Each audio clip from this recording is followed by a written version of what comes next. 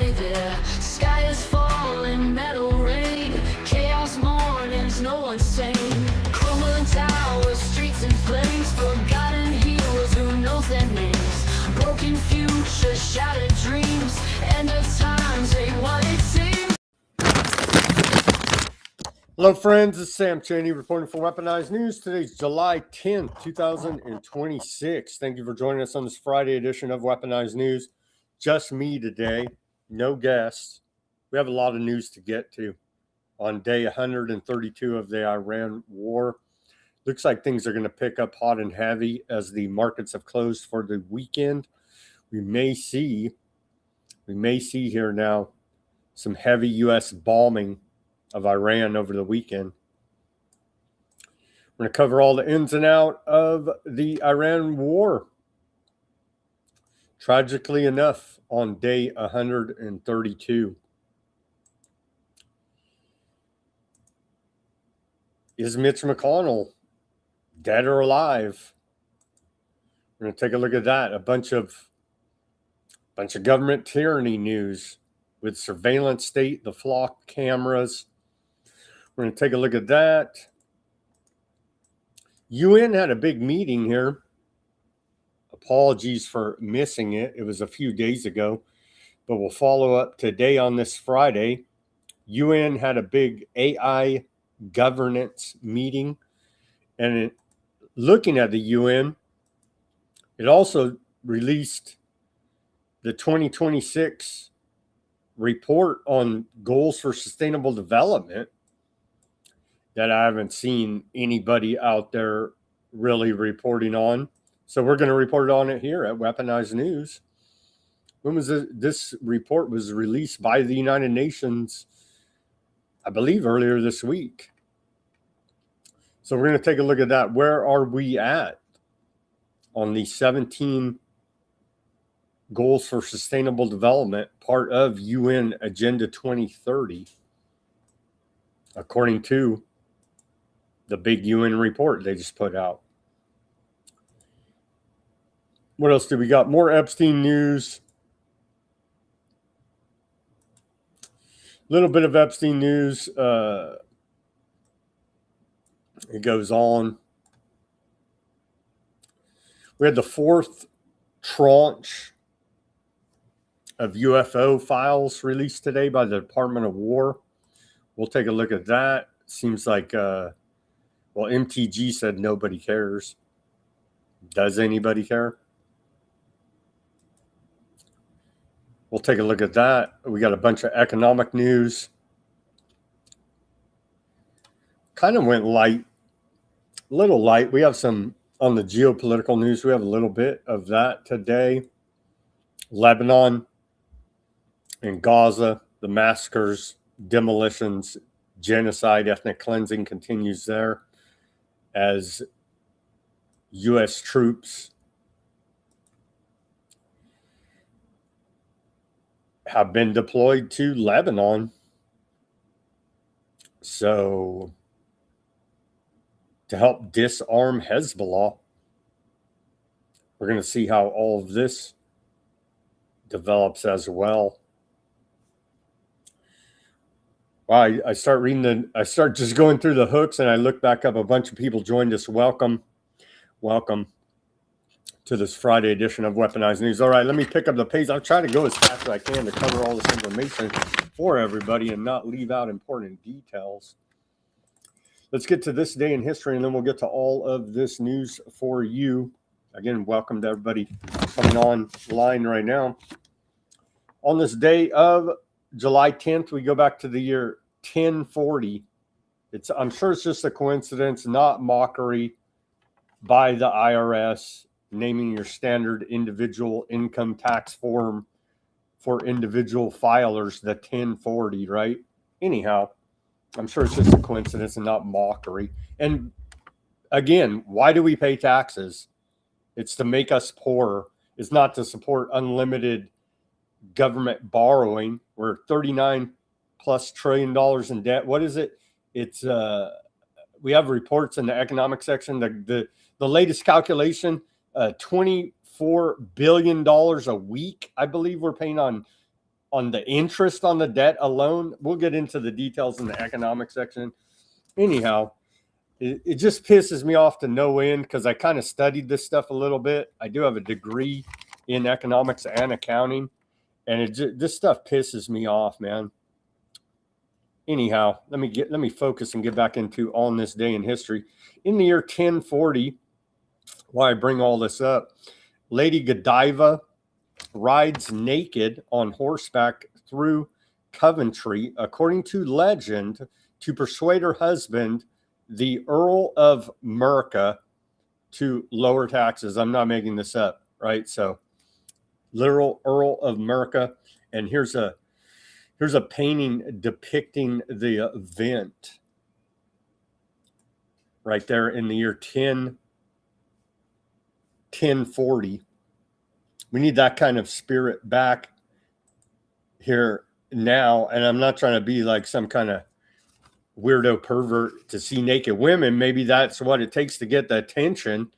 I don't know. But we need this type of spirit, willing to strip naked, ride on a horse, create a big old scene to raise awareness about the theft that is taxation on this day, 1040. Then we fast way forward in history to 1832. On this day in 1832, doing his damnedest, then President Andrew Jackson vetoes legislation to recharter the second bank of the United States. We need that Andrew Jackson spirit in the next president. Hell, put it in Trump's heart now and go arrest all the bankers. We know that's not going to happen, but man, how far we've fallen from Andrew Jackson on this day, 1832. On this day, 1850, Millard Fillmore is sworn in as the United States president, succeeding Zachary Taylor. On this day in 1913, and we know many tyrannical events happened in 1913, but on this day, Romania declares a war on Bulgaria in 1913. Also in 1913, the world's official highest recorded temperature of 134 degrees Fahrenheit or 56.7 Celsius occurs in Death Valley, California. On this day, 1917, Emma Goldman is imprisoned after being convicted of conspiring to obstruct the U.S. military draft during World War I through her anti-war activism and anarchist politics. On this day, 1933, we saw the first police radio system operated in Eastchester Township, New York. On this day, 1938, we saw Howard Hughes flies around the world in 91 hours. Quite an accomplishment in 1938. On this day in 1942, Himmler orders sterilization of all aardvark women.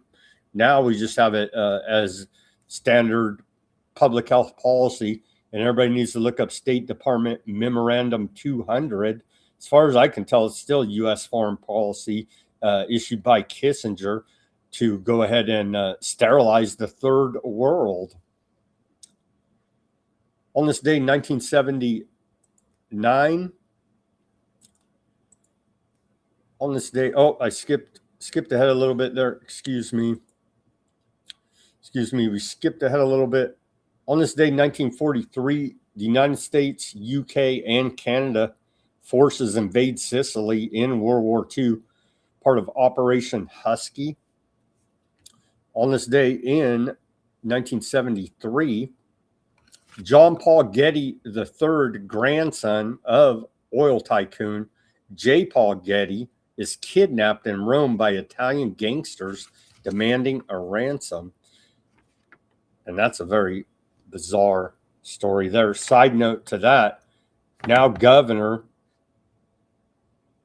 perennial Democrat presidential candidate Gavin Newsom here in the state of California is the unofficial stepson of the Gettys. Everybody should go take a look at that if you're not familiar with that history. The big money behind Gavin Newsom's political career comes from the Getty fortune. On this day in 1979, again, taxation theft, rock and roll star Chuck Berry begins a 4-year prison sentence on a $200,000 tax evasion conviction. On this day, 1981, CERN achieves first proton anti-proton beam collision, 570 GeV, it's called, in 1981 on this day. Allegedly, that's what they claim. On this day, 1985, we saw the sinking of the Rainbow Warrior. French foreign intelligence agents blow up the Greenpeace flagship Rainbow Warrior in New Zealand to prevent it from interfering with French nuclear tests in the South Pacific. Here's a photograph of the Rainbow Warrior there, sunk by French intelligence because they were protesting nuke testing on this day in 1985.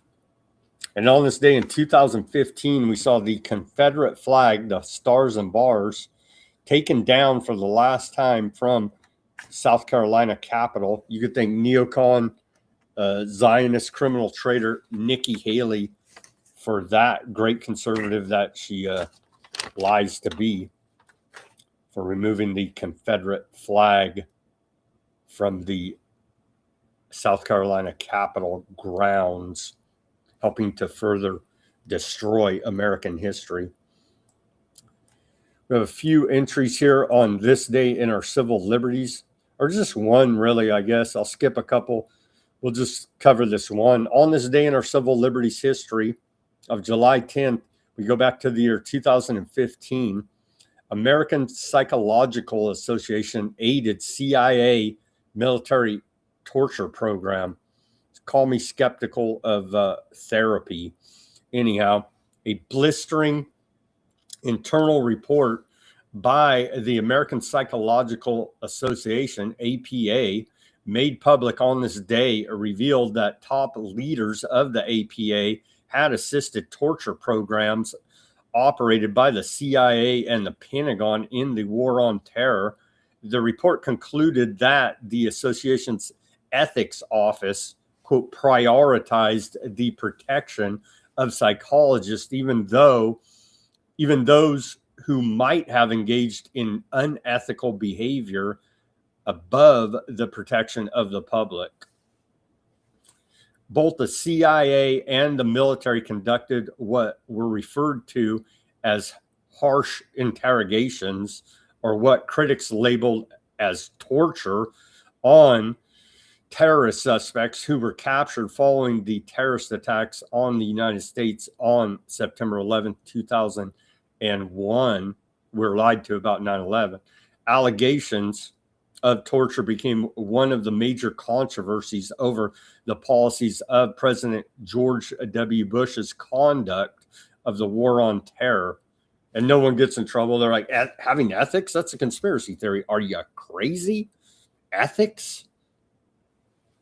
Continuing here, see, for example, the notorious, quote, torture memo of August 1st, 2002, which justifies interrogation tactics that many people around the world regard as torture, because it is torture. Senate Intelligence Committee report on CIA torture program, December 9th, 2014. The report was commissioned by the APA and directed by Chicago lawyer Stanley Hoffman as an independent review of the conduct of past leaders of the association. It concluded that the collaboration between APA leaders and both the CIA and the military was much more extensive than was previously known. Incredibly, some members of the CIA's own Office of Medical Services complained about interrogation techniques the CIA was using.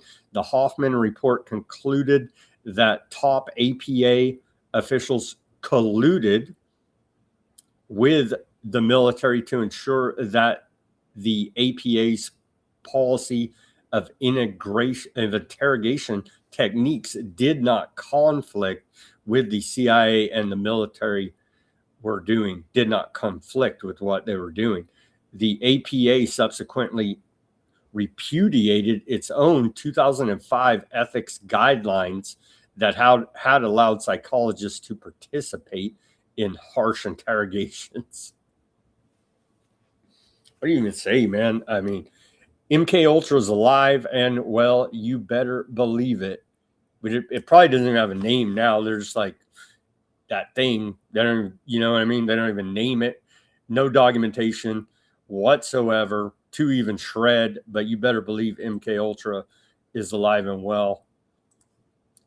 They finally laid old Khomeini to rest. Supreme Leader Ali Khomeini and his family members to rest. Here's some footage released by Iran earlier today.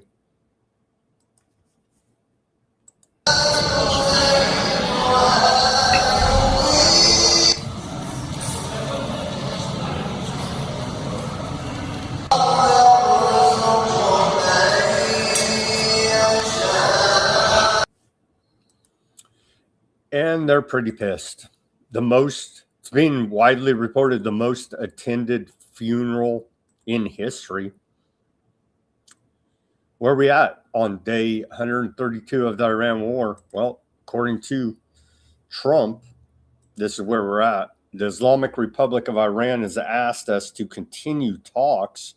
We have agreed to do so, but the United States has stated to them in no uncertain terms that the ceasefire is over.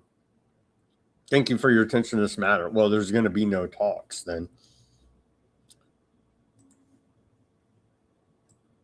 Were there ever talks?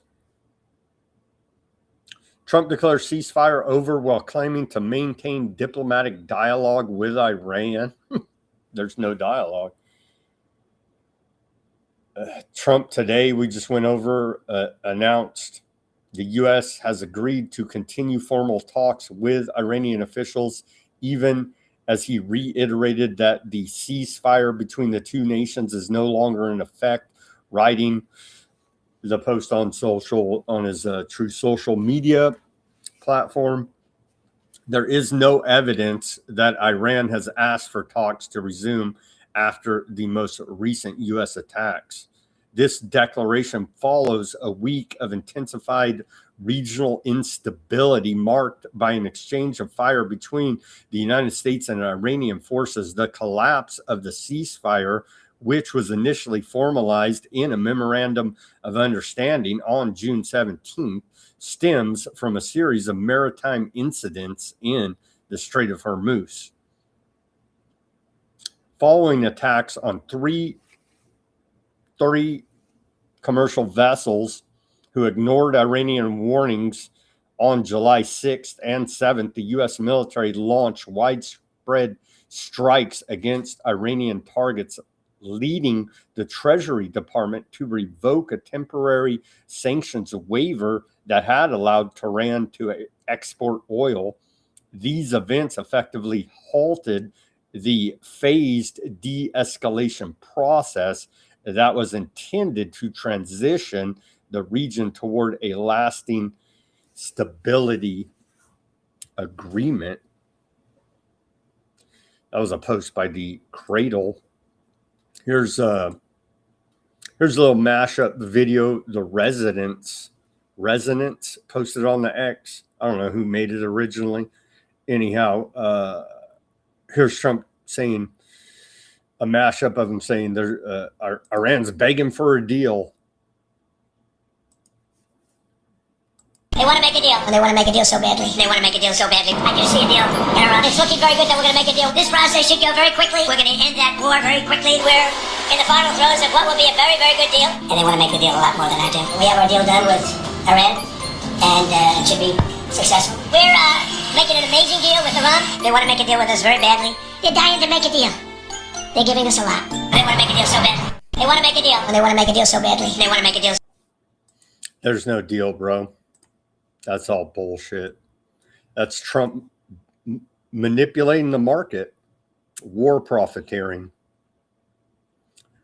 Reports claiming a new round of Iran-U.S. talks will take place next week are not entirely unfounded. A knowledgeable source close to Iranian negotiators told a Fars news reporter the denial follows recent reports circulating alleging that the two nations were scheduled to resume discussions.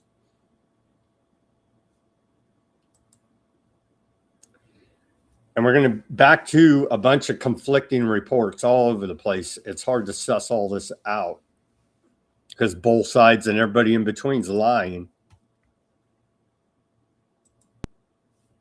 Here's what Morandi said.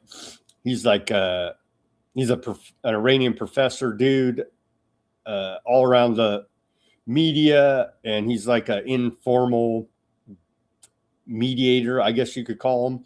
He says, ignore Trump and Axios. There will be no talks until the Trump regime follows through on its commitments. He's talking about what was agreed to in the MOU. Well, that's just a conspiracy theory, right?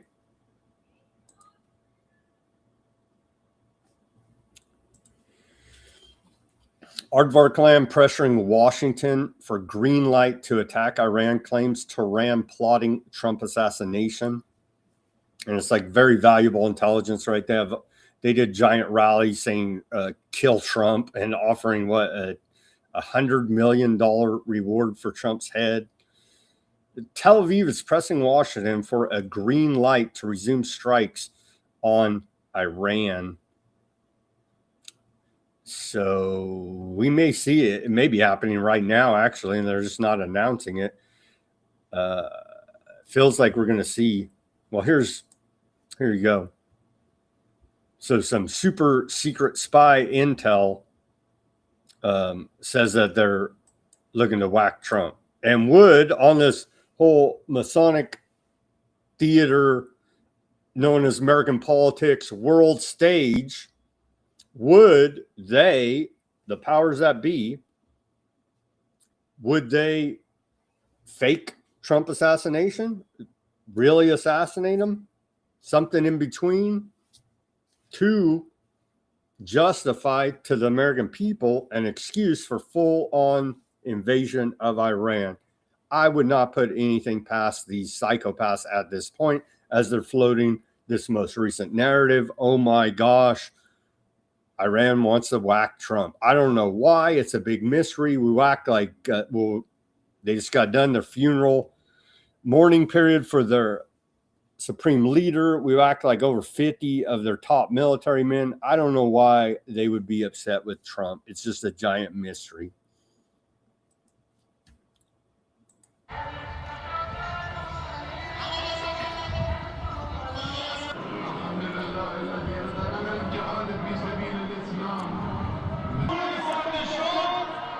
So they're like, yeah, we got this intelligence. Iran's out to get you, Trump. It's like, bro, it's no mystery. They're advertising it widely.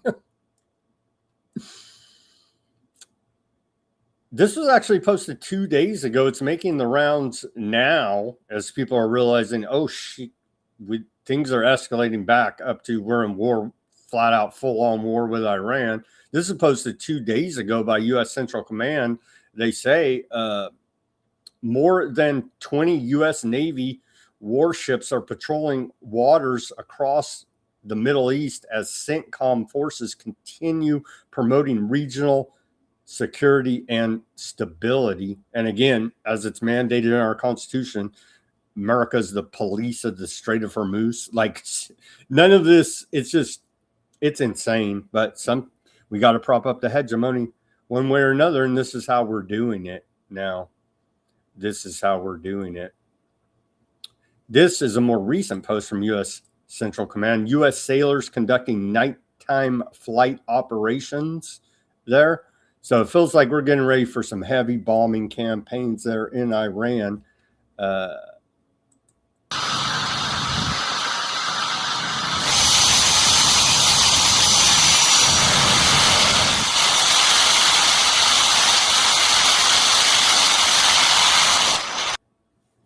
And it's being reported we're repositioning military assets all over the region, expecting retaliation from Iran on our bases that they built their country around.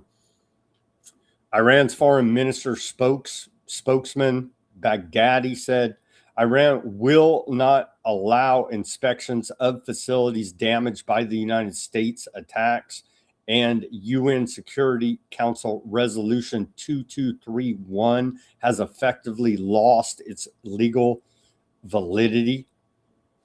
Does international law have any legal validity? Does the UN, what they say? Nobody seems to care.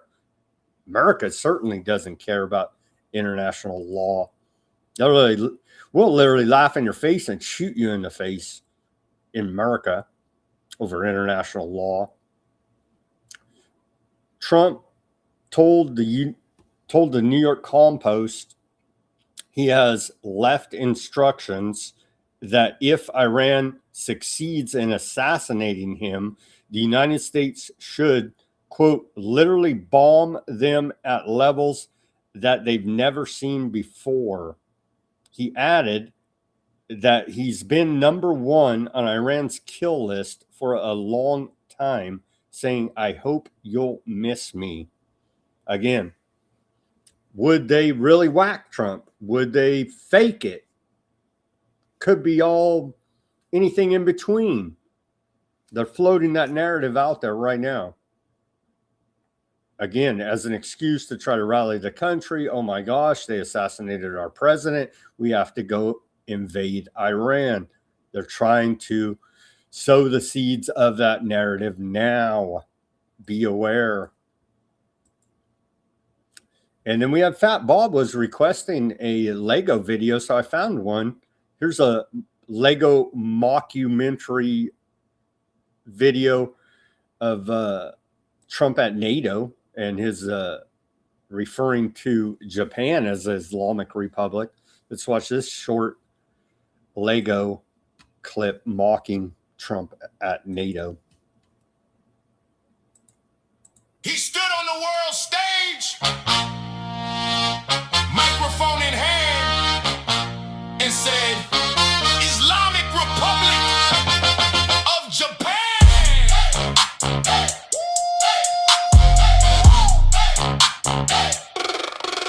Ankara summit, NATO crowd. Trump spoke up, said it loud. Japan is Islamic. Wait, what? Somebody tell him where he's at. Zelensky stared, jaw on the floor. Putin, he called him Putin, not Zelensky no more. The man is lost, the man is gone. Somebody get his teleprompter on. Islamic Republic of Japan. Somebody tell this man the plan. Islamic Republic of Japan. He's confusing Tehran with Tokyo, man. Islamic Republic of Japan. The whole world laughing. Shit if you can.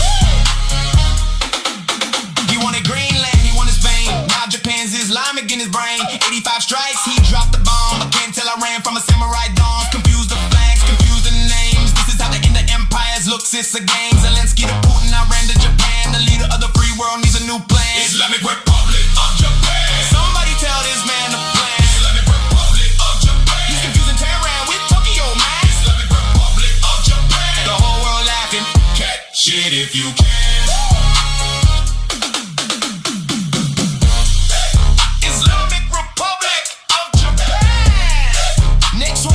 The Catholic Republic of Iran. Stay tuned. See that? There's a chance the Catholic Republic of Iran may be on the horizon. We may just convert these damn radical jihadists yet. No? No, probably not. Okay. And we covered yesterday just the many just misstatements to be generous, or just flat out confusion, lies, disinformation. A whole lot of it coming out of Trump's mouth at the NATO arms bazaar. Okay, moving forward now, we'll come back to more Iran coverage in the geopolitical section in the second half of the show. Now on to back here domestically in America. Flock is now gone super mega viral because this may be the one issue that can unite the left and right here in America.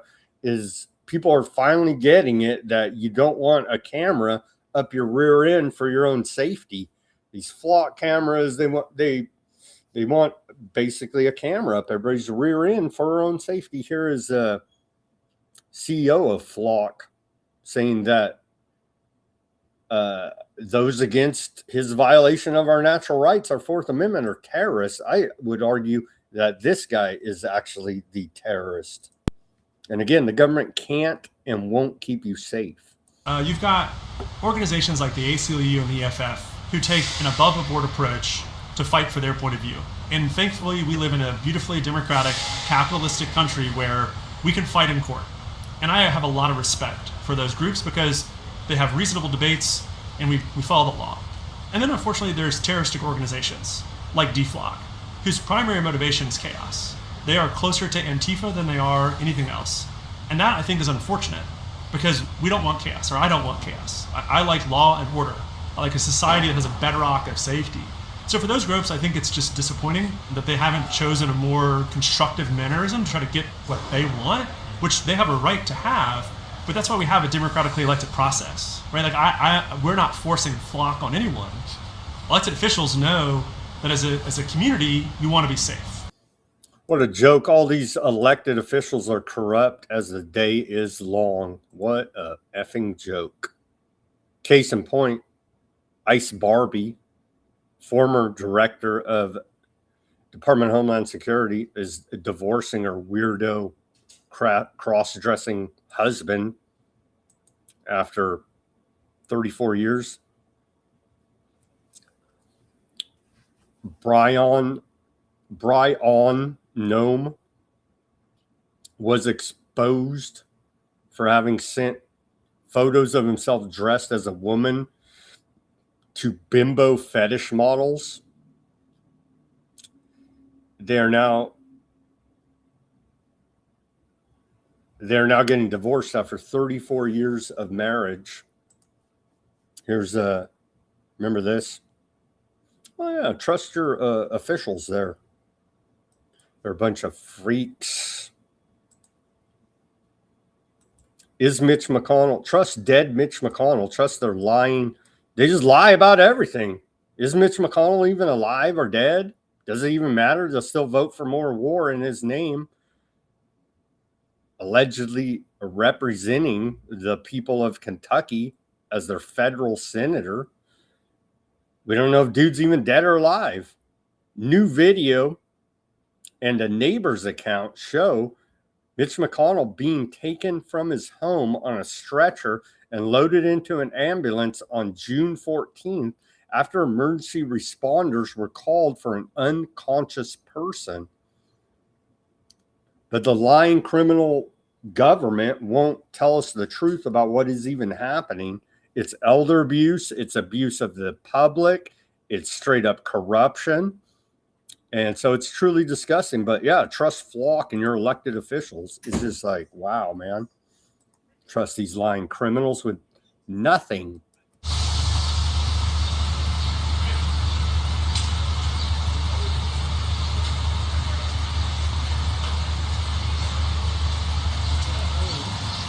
Not riding with him. So if the system was legitimate, they'd say, yo, Mitch McConnell had whatever, a medical emergency. He's simply not fit for duty anymore. And we need to, take the proper steps to ensure his constituents are properly represented. They don't do any of that. They just lie. They just lie to us now. More on this 2027 NDAA, or no, this is the FISA 207. Let's watch this report from Mint Press. Trump just forwarded the U.S. surveillance state despite pledges for reforms. Let's watch this report from Mint Press about the illegal warrantless spying of FISA 702. FISA Section 702, a major U.S. spying tool, lapsed last month. Most Democrats voted no over Trump's pick to run national intelligence Bill Pulte. Then Trump said he won't sign any renewal unless Congress also passes his unrelated voting bill, the Save America Act. This was supposed to be the moment for real privacy protections. Instead, it lapsed with no reforms, and the surveillance continues. Section 702 lets U.S. intelligence collect foreigners' communications without a warrant. Americans talk to people overseas too, so all messages get swept up. They call it incidental collection. Once that data exists, the FBI, CIA, NSA, and the National Counterterrorism Center search it for Americans specifically. No warrant, a backdoor search, basically.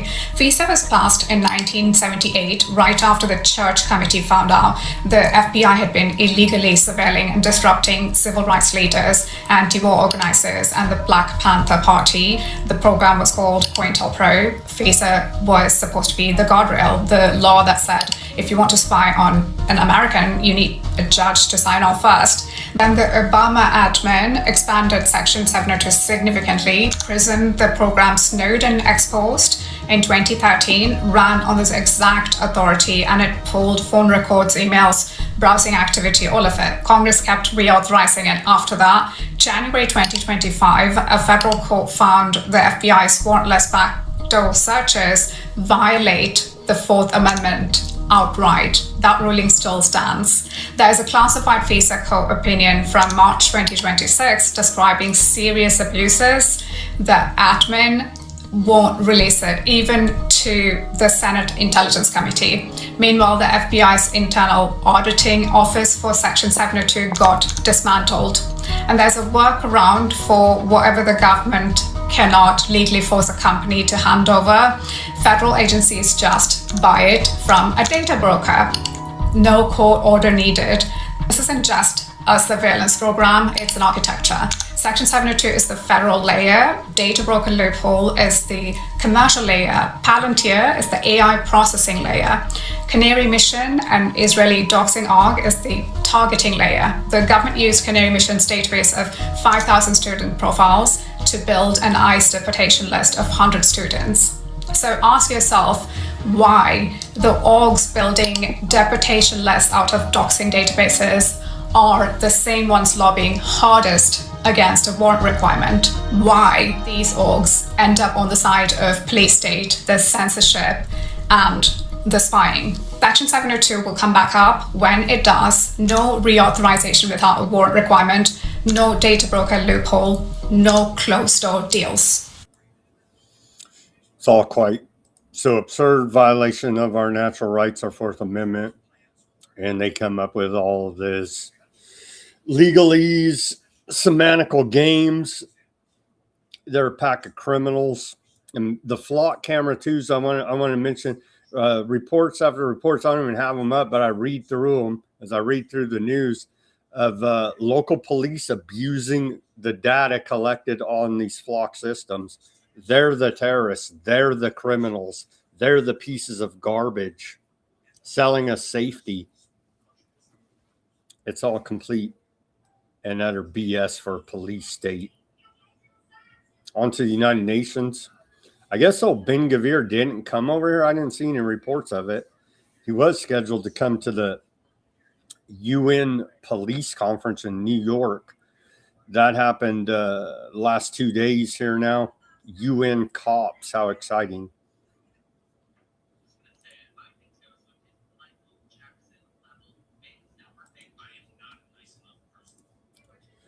No child should be a guinea pig for unregulated AI, the United Nations says. It's always about the children's safety.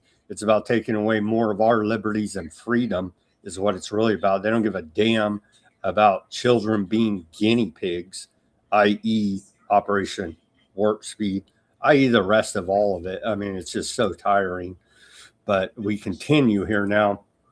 Here's a report from UN had an AI conference on AI governance in Geneva this week. Let's watch this report. We have a couple reports from this latest AI governance UN meeting.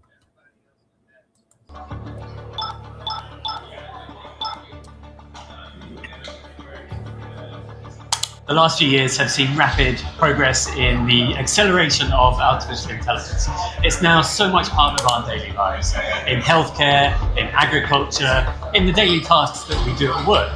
Over 1 billion people use AI every year. But this progress has been uneven, and it carries risks. The future of AI needs to be grounded in human rights and sustainability. And that's where the UN plays a vital role. We as the UK are here in Geneva, where the United Nations has brought together some of the world's leading scientists to build a shared evidence base so that governments navigating these increasingly urgent and difficult decisions can approach it from the same starting point, discuss what works and what we need to do, and come together in that spirit of international cooperation, a spirit where the UK is really well placed to lead. It's all for your own safety. Total technocracy tyranny.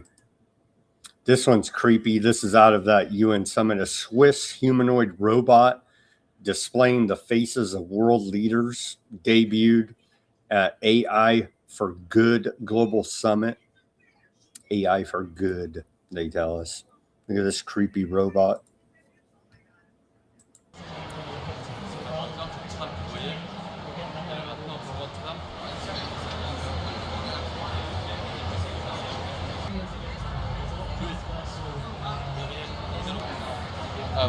We believe that communication happens largely. So should they just roll this out, this robot? Just roll this out with Mitch McConnell's face and vote for more war? It's probably what they should do.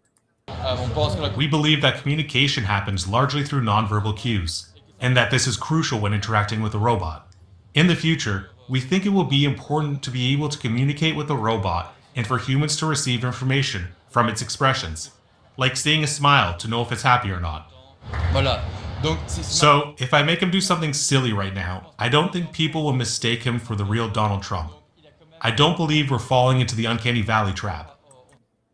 People will mistake him for the real Donald Trump. Because our goal isn't to perfectly replicate a specific person. We aren't using a silicone mask. It's clearly a robot. It's just a face that displays the likeness of another person. Well, there you go. That's how Mitch McConnell will be voting in the Senate in the near future. Activists disrupt Amazon CTO presentation at UN AI Summit. Pro-Palestinian activists interrupted a presentation by Amazon Vice President and Chief Technology Officer Werner Vogels. Let's watch this video.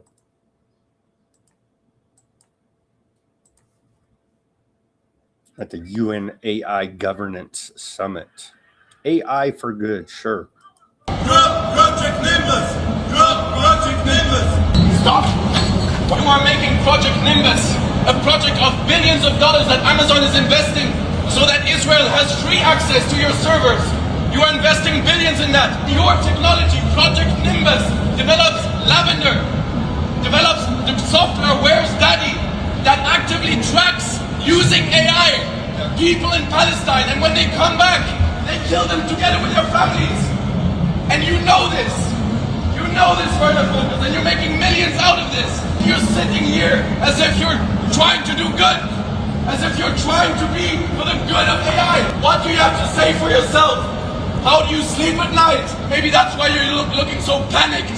Maybe that's why you cannot even stand on this stage anymore and look at these people. Because you know exactly what your technology is being used for. They know exactly where their profits are coming from. And they continue anyways. You should be stopping them. You should be stopping those criminals right here. Why you facilitate genocide? Why you're continuing to be complicit in the deaths of innocent people. The order followers are always confused about who the real criminals are. That's what we're coming to find here now. A little bit more from the UN. They say global military spending surged to a record high $2.887 trillion last year in 2025. That's 776 times more than the UN's regular budget. They keep crying they're out of money. Well, you're worthless anyway with the whole Security Council structure. Anytime it comes up, let's hold these war criminals accountable for genocide at the UN, right? Every time it comes up, United States on the UN Security Council just vetoes it. So what good are they really? Well, we got a weird mismatch going on here, but they're still trying to implement UN Agenda 2030 goals for sustainable development. They just put out the report 3 days ago on July 7th. That is out of the United Nations. There it is. The Sustainable Development Goals Report 2026. And then here is the actual report from the United Nations. The Sustainable Development Goals Report 2026. I'll post the report on Weaponized News Substack, or you could go try to find it on the internet yourself. But I did the research finding this report for you. And there it is. Where are we at, according to the United Nations, on our way to fulfilling the goals for sustainable development, UN Agenda 2030? Well, how big was that report? 41-page report. Obviously, we're not going to read through the whole thing here. I used AI for the good here and created a little summary of it. And I'll read that to you here now. Again, I'll post the full report at Weaponized News Substack channel for those interested in it. Kind of a big deal. And nobody cares. You will care when they implement all this tyranny on us. And by that time, it'll be too late. The UN's official 2026 SDG report provides a candid, data-driven assessment of progress toward 2030 agenda.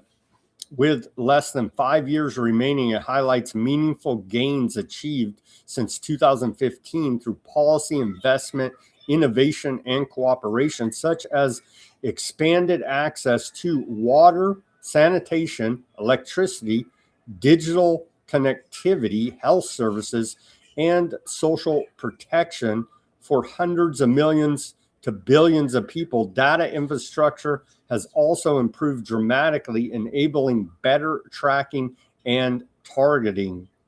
However, overall progress is uneven and insufficient amid major headwinds, escalating conflicts, climate change. Who cares? We got data centers to build. Who cares? Climate change is last freaking week. Slowing economic growth, rising debt, a record 23% drop in official development assistance, and other shocks of 139 assemblage targets. With trend data, only 36% are on track or making moderate progress. 49% are advancing too slowly, and 15% have regressed below 2015 baselines. Key persistent challenges include extreme poverty. 1 in 10 people are in extreme poverty. They'd like to make it 10 of 10 if they can have their way. Food insecurity, 2.3 billion people affected, and now tens of millions more are going to be affected because, well, they're affected right now, and it's going to get worse because of the closure of the Strait of Hormuz. Just adding a little bit in here for context. 2.3 billion affected, stunting in children, high maternal mortality rates, increasing gender inequality gaps, and worsening climate disaster impacts. The report stresses closing a $4 trillion annual financing gap in developing countries, reforming the international financial architecture, accelerating renewable energy transitions, advancing gender equality, harnessing AI responsibility for data and statistics, strengthening multilateralism, and prioritizing peace. It calls for a decisive final push to keep the 2030 agenda within reach, positioning the SDGs as the blueprint for shared prosperity, sustainability, and peace. Call me skeptical, but I don't believe them. The report includes detailed goal-by-goal analysis, success stories, statistical annexes, and discussions on SDG monitoring in the AI era. So they're trying to warp speed this tyranny with AI. And so hopefully the failures of AI can work to humanity's advantage here now with the massive oversell of it as we've seen develop here now. Again, I'll post the full report, Weaponized News Substack, for those interested in it. Where are we at here in July of 2026 on our path toward fulfilling UN Agenda 2030? Goals for Sustainable Development. All right. On to 8 missing children rescued during the World Cup. Again, all of these big sporting events, they use them as an excuse to go ahead and carry out their favorite elite pastime, eating babies. Here's a report from the Department of Homeland Security where they claim they rescued 8 missing children.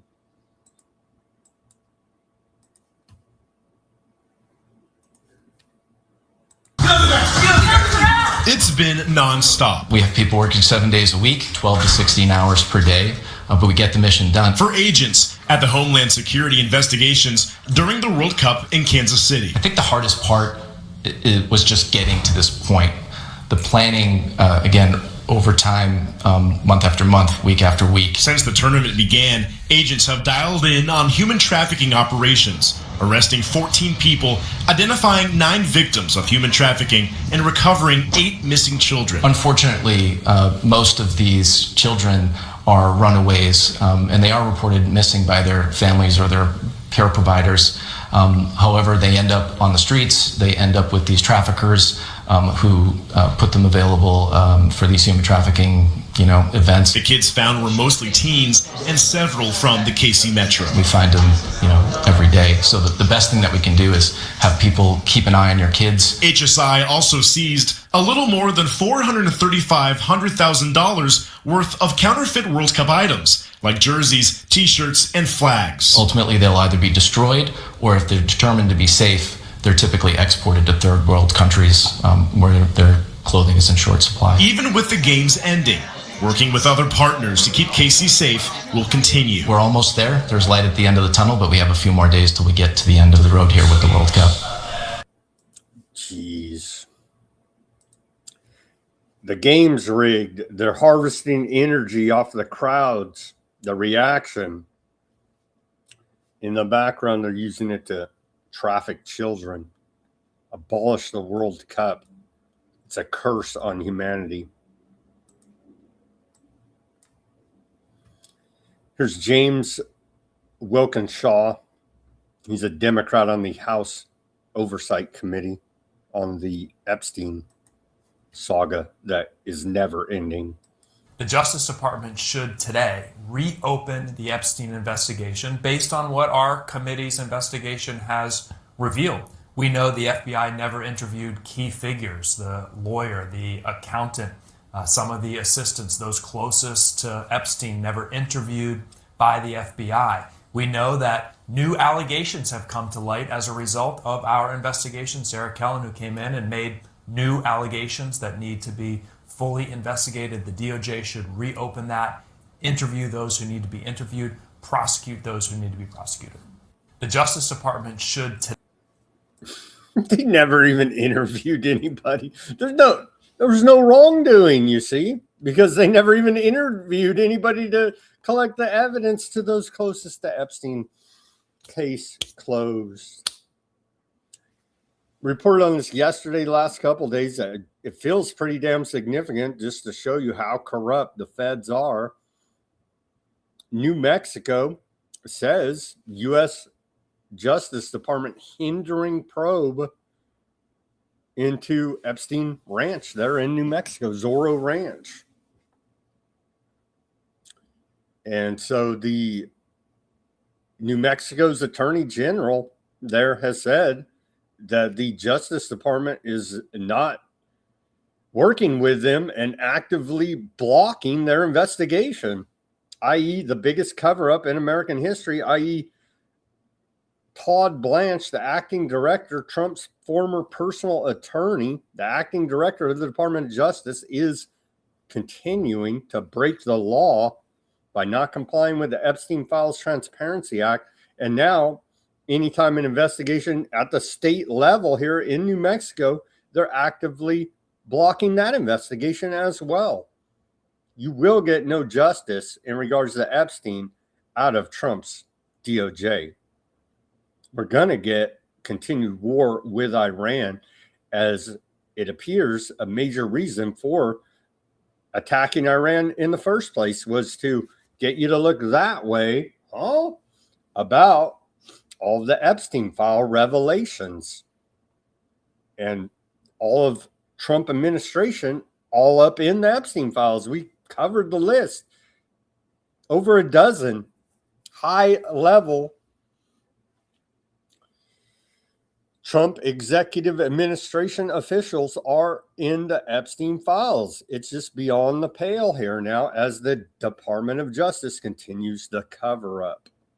But little Marco's going after, and all this stuff's wrong and bad too, but it's always deflection. It's distraction. Look that way. Look that way. Bro, you guys are all up in the Epstein files. Little Marco Rubio, Secretary of State, says he has reversed Minnesota Governor Walz's pardon of an illegal alien who sexually abused a 10-year-old girl. Let's watch little Marco Rubio make this announcement. I don't know how legally it all works, honestly, here. I don't know how the feds can override a governor's pardon, but apparently, I guess, come back and charge them federally. Let's see what little Marco, Secretary of State, has to say about this. Just weeks ago, a convicted sex offender and a foreign national was shielded from deportation by the governor of Minnesota.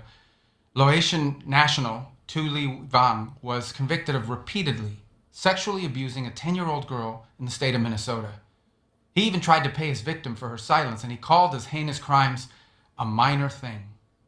Just days before this foreign sex offender was scheduled to be deported, Tim Walz, the governor, issued him a pardon, setting him free to once again endanger the children of America. Well, this week I revoked his legal status in the United States, and as a result, federal agents took him into custody, and as of today, he has been removed from the United States. Because of our action, this foreign criminal will never pose a threat. Well, there you go. Rubio answered my question. That was the workaround. You revoke his legal status here and deport him. But again, it's like, yeah, that's good. You got rid of that scumbag if all that stuff's true, what they're saying against him. But you got Epstein co-conspirators in your own administration, little Marco. Look at the orange man first and work your way down from there. So call me skeptical in my criticism of how genuine little Marco Rubio is about his caring to enforce justice on those abusing children. All right, let's take our live commercial break. Give me that like, share, subscribe, push that notification button. We went through a whole hour of hardcore news there. I tried to keep the ranting and raving to a minimum.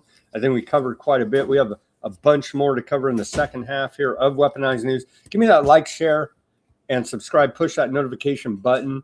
Go to weaponizednews.com/shop. The link's in the description below this video. We have a holograph sticker there. We got the white background sticker and the clear sticker. Weaponizednews.com/shop. Go take a look. We got t-shirts, baseball caps, coffee mugs, bunch of gear over there, shot glasses, as some in the audience claim this show may induce heavy bouts of drinking.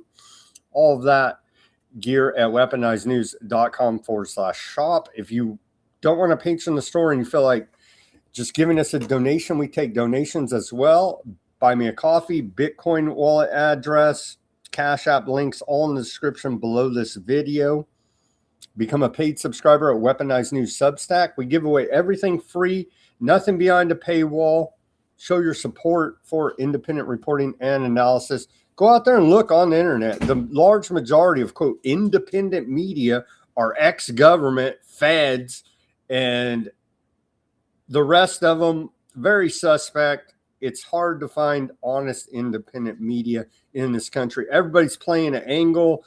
They got sponsors to answer to. They got government handlers to answer to.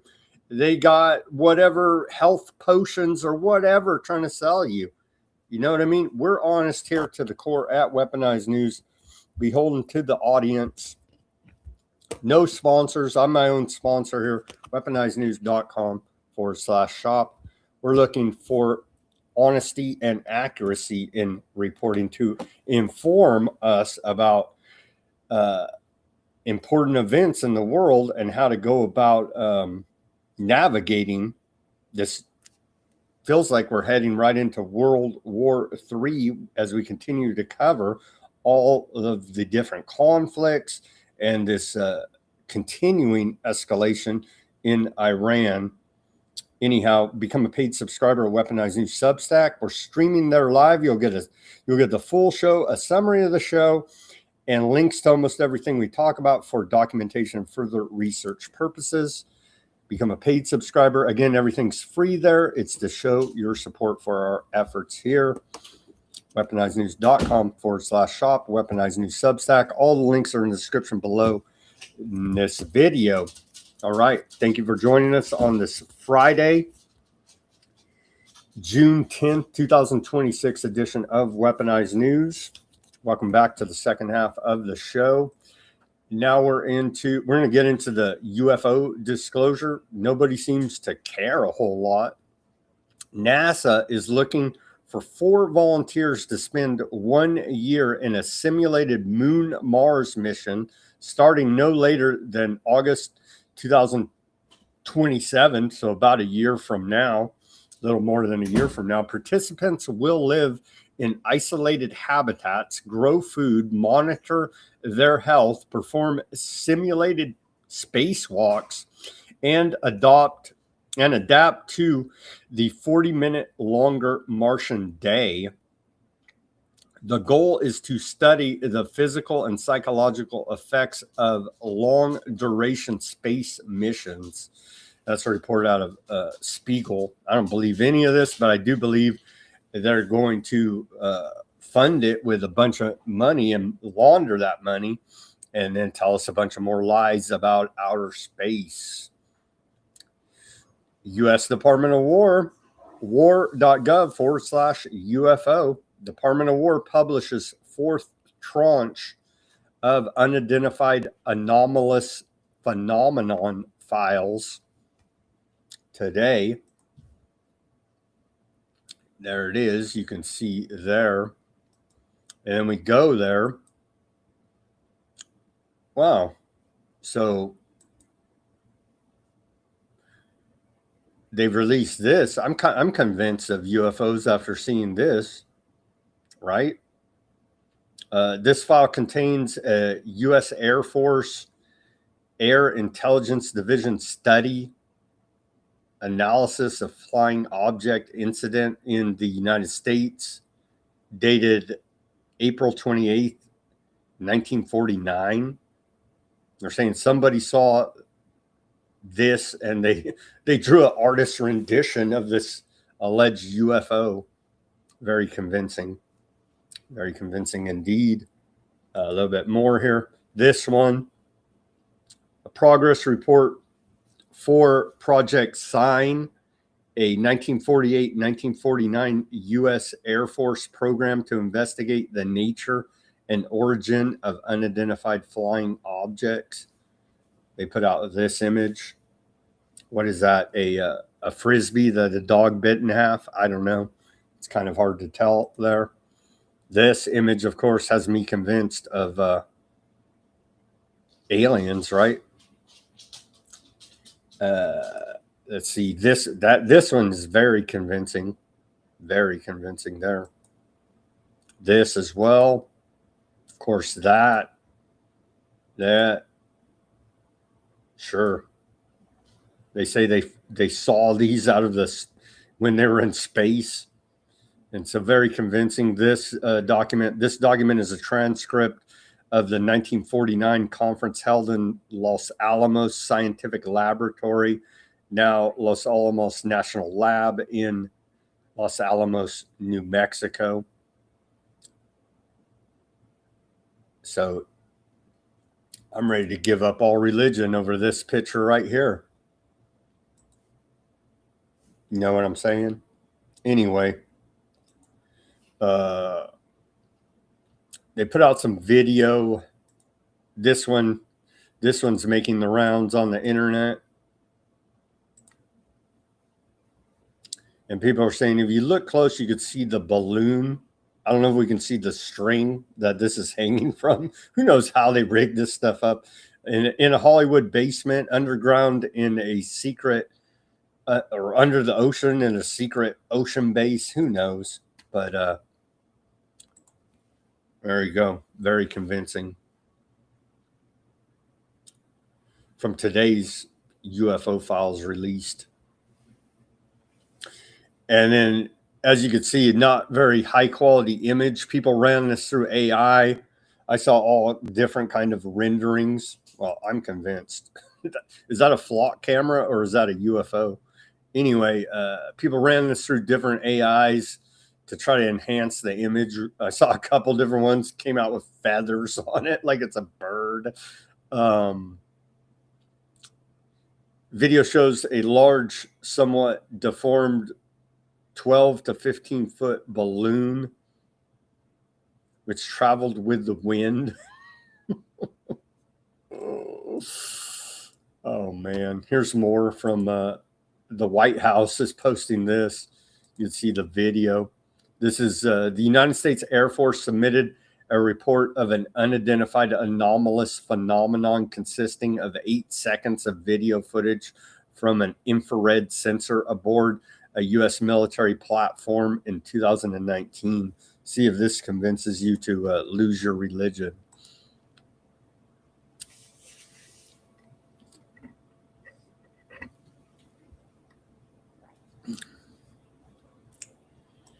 Remember all the neckbeard rumble pastors that said we got secret briefings from U.S. intelligence and this is going to change our religion? What are these guys talking about? Just more psyops and BS for the sheep. Apparently so here now. Here's a little bit longer clip. UAP files release. The U.S. Indo-Pacific Command submitted a report of an unidentified anomalous phenomenon consisting of 5-minute video footage from an infrared sensor aboard a U.S. military platform just last year in 2025. Here's a short version from the White House posted earlier today.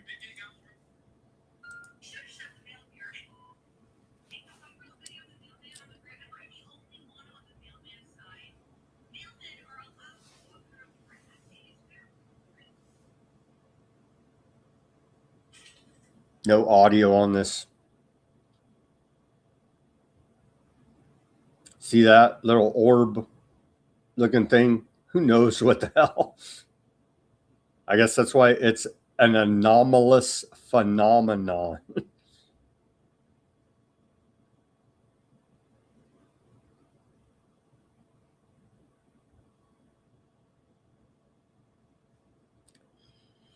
Yeah, very exciting there.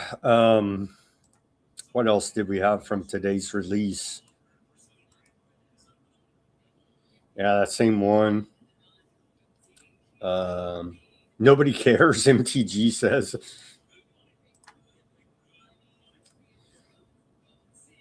Marjorie Taylor Greene said the newly released UFO files do not lower people's health insurance premiums, does not stop Social Security and Medicare from going bankrupt in 2032, does not lower inflation or gas prices, does not help people afford to buy a home, or does not end the Iran war that Americans did not sign up for. Nobody cares. Well, we care here, MTG. We're trying to be convinced to lose our religion over this.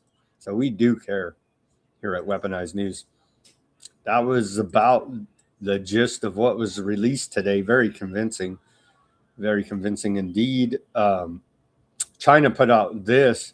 They're doing the whole Musk land your rocket back thing again, which is increasing efficiency, I must admit, if we're to believe any of this is even real. Here's China landing their rocket back at base.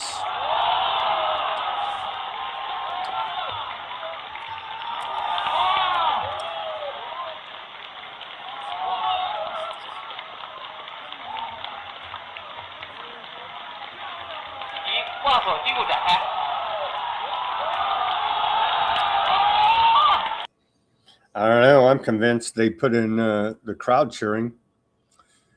So allegedly reporting, according to China, China successfully landed a reusable rocket for the first time, marking a major milestone in its space program. And that's the one where we've seen allegedly Elon Musk and SpaceX do this many times.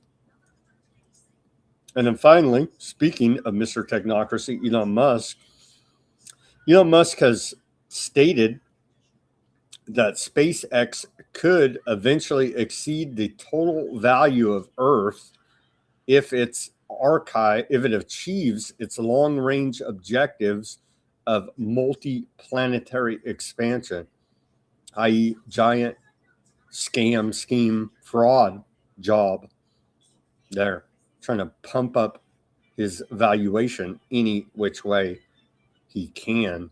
On to the economic section of the show. CNN report, or no, was this CNN? I believe it was CNN. Reported this earlier today. U.S. Treasury has borrowed $155 billion every month this fiscal year and is now paying $24 billion a week in interest on national debt. None of this is sustainable. They're spending like drunken sailors.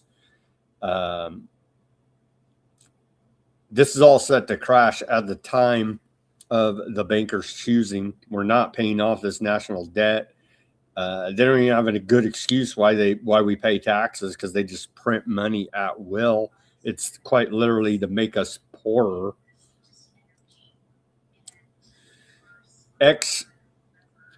Epoch Times CFO, Chief Financial Officer, pleads guilty in $67 million money laundering scheme, ZBS News reports.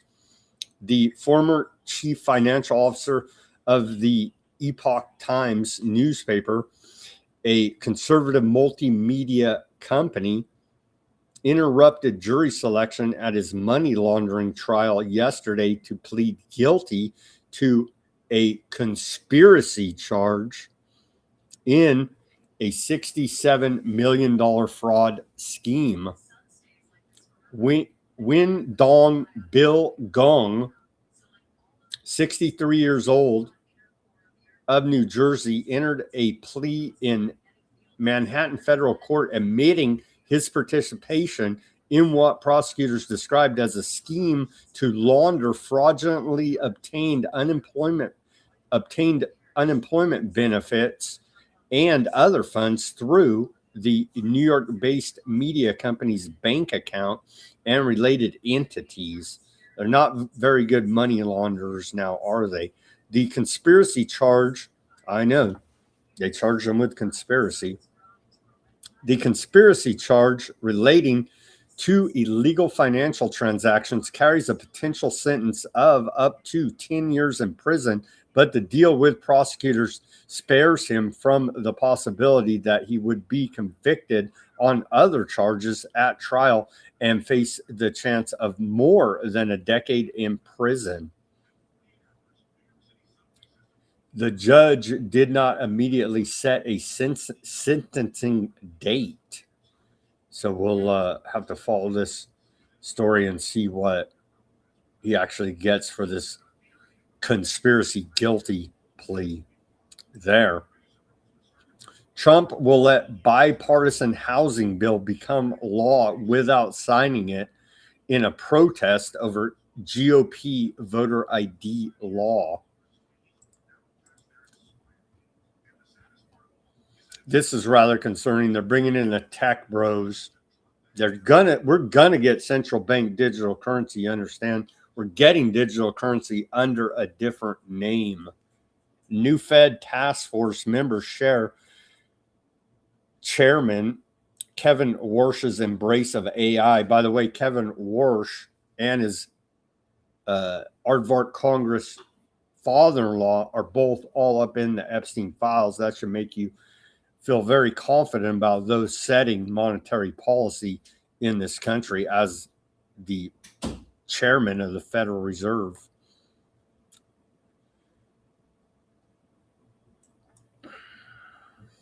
The AI task force includes venture capitalist Mark Andreessen, economist Charles Else Jones, and Xbox CEO Asha Sharma.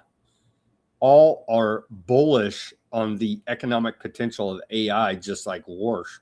Yeah, they're all giant fraud con men, so I'd be bullish as well if I was them, especially meeting up with the money printers, the Federal Reserve.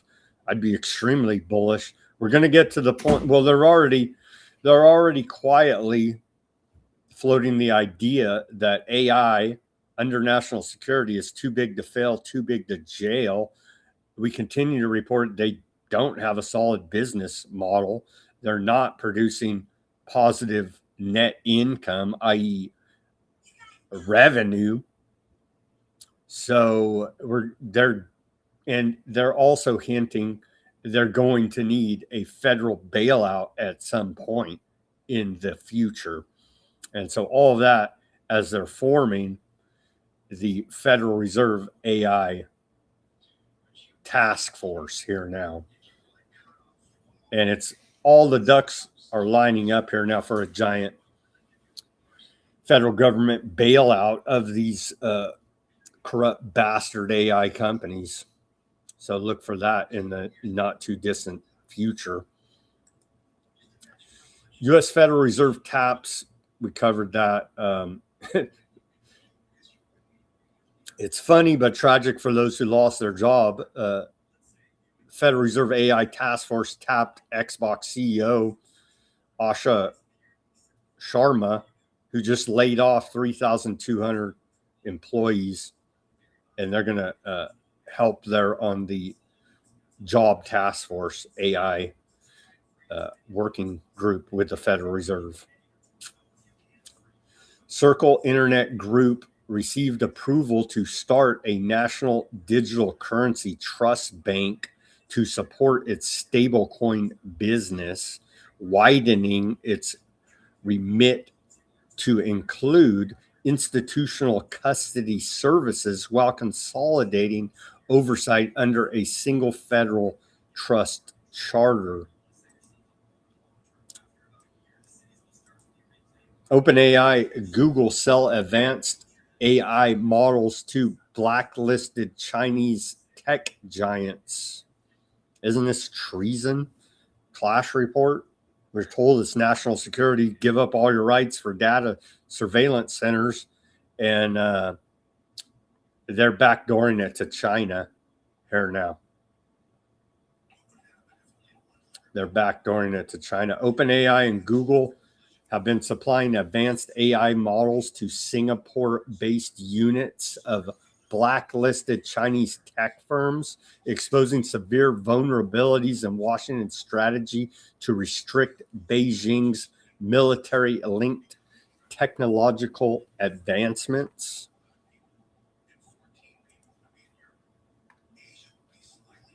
Yeah, they're all traitors here. They don't give a damn about America 250 and the flag and all. They don't give a damn. They don't give a damn because we have a technocracy, one world government to build, you see, and national borders, they don't see them. Those are just for you and I, the peasant slave serfs, not for the masters of the universe, the visionaries of the future, big tech. The U.S. government has actively moved to control direct access to specific frontier models such as Anthropic's Mythos and Fable, as well as OpenAI's GPT 5.6. However, Washington has stopped short of a comprehensive ban on the use of cutting-edge software by Chinese headquartered organizations. They have to keep the idea of the threat out there because, oh my gosh, we can't let China beat us in the AI race war, Cold War we're in now with China, according to Trump administration. So we're going to go ahead and make sure that they can compete and probably even beat America, if there even is such a thing, because these are multinational corporations that don't see national borders, you see. But hey, we got to fuel that threat, the best threat out there money can buy. So as they take away our liberties and freedoms and violate our natural rights here in America, if our own government doesn't do it, China will do it. So we have to beat them to the punch. The same old BS excuse here now of national security, as they're literally selling out our national security out the back door. An app co-founded by Phoebe Gates, daughter of Bill Gates, is reportedly claiming commissions for sales it did not generate. Shocking, I know, more lying tech. FISA aims to help users find discounts across the web, but the app is now claiming sales it didn't actually drive. So literally lying to investors, lying to the bank, lying to creditors about sales they didn't even make. That's a report out of Bloomberg, because they're all a bunch of lying criminals, you see. Apple has filed a lawsuit against OpenAI alleging misappropriation of trade secrets. They're even stealing from each other. They're even stealing from each other here now in the den of thieves known as big tech. Milas has launched a multi-agent creative canvas allowing users to orchestrate multiple AI agents and generative models together in a single environment without learning complicated AI workflows or technical infrastructure. Let's watch this short video from these Melius. The world's first creative canvas for agents. With just one prompt, you and your team can create videos, animations, statics, and much more. Let me show you how it works. Let's say you're an e-commerce brand, and you need product photos, UGC videos, and hundreds of other assets every month. We'll start with product photography. Every week, our customers use Mel to generate entire product shoots, like this one, from just one prompt. Every decision Mel makes is mapped out on a node-based canvas, making sure each rule we've set for our assets is followed, which eliminates AI slop completely. Melius allows you to orchestrate a swarm of agents on a single canvas that reads the intent behind each prompt and harnesses the best generative AI models like Seedance, Kling, VO, and many more. Now let's say we want to make minor edits to our outfit style and create variations directly in Slack. We'll modify the headline in step 3 to bolder copy, and step 6 to include a promo for our summer sale. But there's an issue. In step 2, Melius hallucinated and used a font outside of your brand guidelines. Mel self-corrects and automatically changes the font. In just a few minutes, our product shoot is ready with characters and assets. And Mel is working on 3 other projects in the background with assets delivered straight to Slack and Claude. Melius is the harness for your team to deploy agent swarms across your brand's entire creative stack. To celebrate this launch, it's the latest, greatest, right? And they even admit their own AI software's hallucinating. But don't worry, it self-corrects. Sure. Here's a report out of More Perfect Union. Online banking isn't as safe as you think. If you use any... Oh, sorry about that. Here we go. If you use any of these banking apps or these high-yield savings accounts, your funds are not as safe as you think, thanks to these guys. Let's say you have your emergency fund parked in a Wealthfront cash account. You probably chose it because it has a really high interest rate and it's FDIC insured. That means if your bank fails, the government will pay back your money up to $250K. So this should be zero risk, right? Wrong. I talked to a bunch of people who put their savings in FDIC insured accounts with a bank called Yada. 2 years ago, their funds were frozen and the FDIC never stepped in. Thousands of people just lost their entire savings. So here's the catch. FDIC insurance only kicks in when a bank goes under.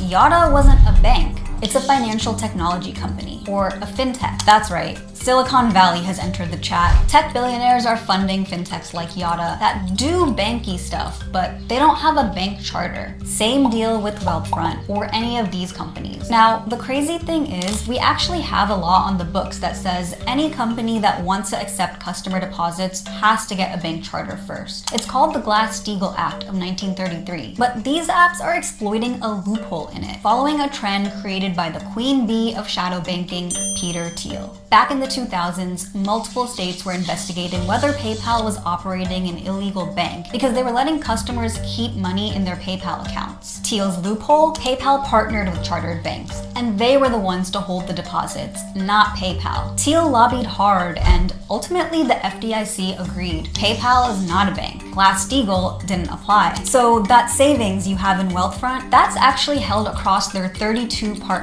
banks. Wealthfront says this is a good thing because it means you get FDIC insurance times 32. That part is in big font at the top of the homepage. But you have to scroll down to the tiny font to see that you get zero FDIC insurance if Wealthfront fails. It's the same with all of these fintechs. But wait, it gets worse. You could also lose your money if one of the real banks fail. If the fintech isn't meeting a certain set of conditions, which as a consumer is impossible for you to verify. And honestly, you shouldn't have to. That's why we have the Consumer Financial Protection Bureau, or at least we used to before Elon Musk dismantled it, urged along by Mark Andreessen, whose VC firm has invested in over 100 fintechs, some of which were investigated by the CFPB. We have this thing called Consumer Finance Protection Bureau, CFPB. What does it do though? Terrorize financial institutions, prevent new competition, new startups that want to compete with the big banks. Really? And okay, yes, big banks suck, and they obviously do need some healthy competition. But do you really think that these guys are gonna deliver the solution? The real solution? Enforce the Glass-Steagall Act. Lawmakers should require that any fintech that's accepting our money needs to get a bank charter, no exceptions. Or pretty soon, this will be the safest place to put our savings. Already is. Sorry to report to you here now. Already is. More of this fraud, big tech, building out the technocracy here now. Anything and everything for it.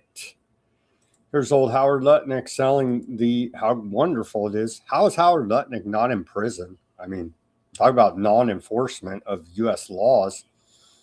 He says we need to bring 40 to 50% of semiconductor manufacturing back home, touting the groundbreaking of the new giant Macron facility there in New York. We're trying to bring 40 to 50% of manufacturing of semiconductors home to America so we can take care of ourselves. This is critical capability, which also brings with it, for Micron alone, 100,000 American jobs. What a bunch of bullshit. 100,000. I'd watch anything around old Letnick. He'll steal it. So fair warning out there. Another clip here. They're pumping it with old Kelly Loeffler. She's now Secretary of Small Business Administration. She was a senator during the bad times and profiteered handsomely. But we'll forget about that for now to play her pumping up this new Macron microchip manufacturing center there in New York. Keep in mind, both these characters are insanely giant criminals who have stolen millions, possibly billions from U.S. taxpayers. It's incredible to be out here with you, Secretary Lutnick, my dear friend for years. And now look at what's happening here. Already out of that $250 billion commitment that was just upsized, $675 million spent right here in New York State, thanks to President Trump's agenda to get America building again. And thanks to your leadership, we're ahead of schedule. Think about how perfect this is between the Commerce Department and the Small Business Administration, because we built this giant mega fab. Right, $100 billion commitment, but of course, all that $100 billion is going to be invested in 1,000 small businesses who are going to be doing everything from electricians, everything you can think of will be invested here. And so it's really a great partnership between the two of us and the people we support, bringing their huge 100,000 jobs across America. And the products that they're going to produce are going to power a small business. Small businesses are relying on memory for everything now, and to reshore whole industries, we're going to need advanced digital tools that this facility is going to power. So thank you for your leadership. They're price fixing right now in the duopoly that is the memory, computer memory market. Family, that's segue to this. Same thing, different industry, but same routine of duopolies, price fixing, highly illegal, yet the Department of Justice refuses any enforcement action against these criminals. Family that founded Egg Empire pocketed $320 million during the alleged price fixing scheme, according to the New York Compost. Of course they did. And again, they're doing the same thing in a different industry, compute memory industry. Macron leading the charge, price fixing. They're facing lawsuits right now, but don't you worry about them. They're paying off the proper politicians and those in the Trump administration, I'm sure, to look the other way. Lockheed Martin, which donated $1 million to Trump's inauguration and over $10 million to his ballroom project, is reportedly donating $5 million to build the White House helipad. According to Citizens for Ethics, big conspiracy theorists there. As we know, ethics is a conspiracy theory. So far, the company has received over $40 billion in new and expanded government contracts. So you could see the return on investment if you have a couple $1 million around to bribe the Trump administration and grease the wheels of corruption. The return on investment will be handsome.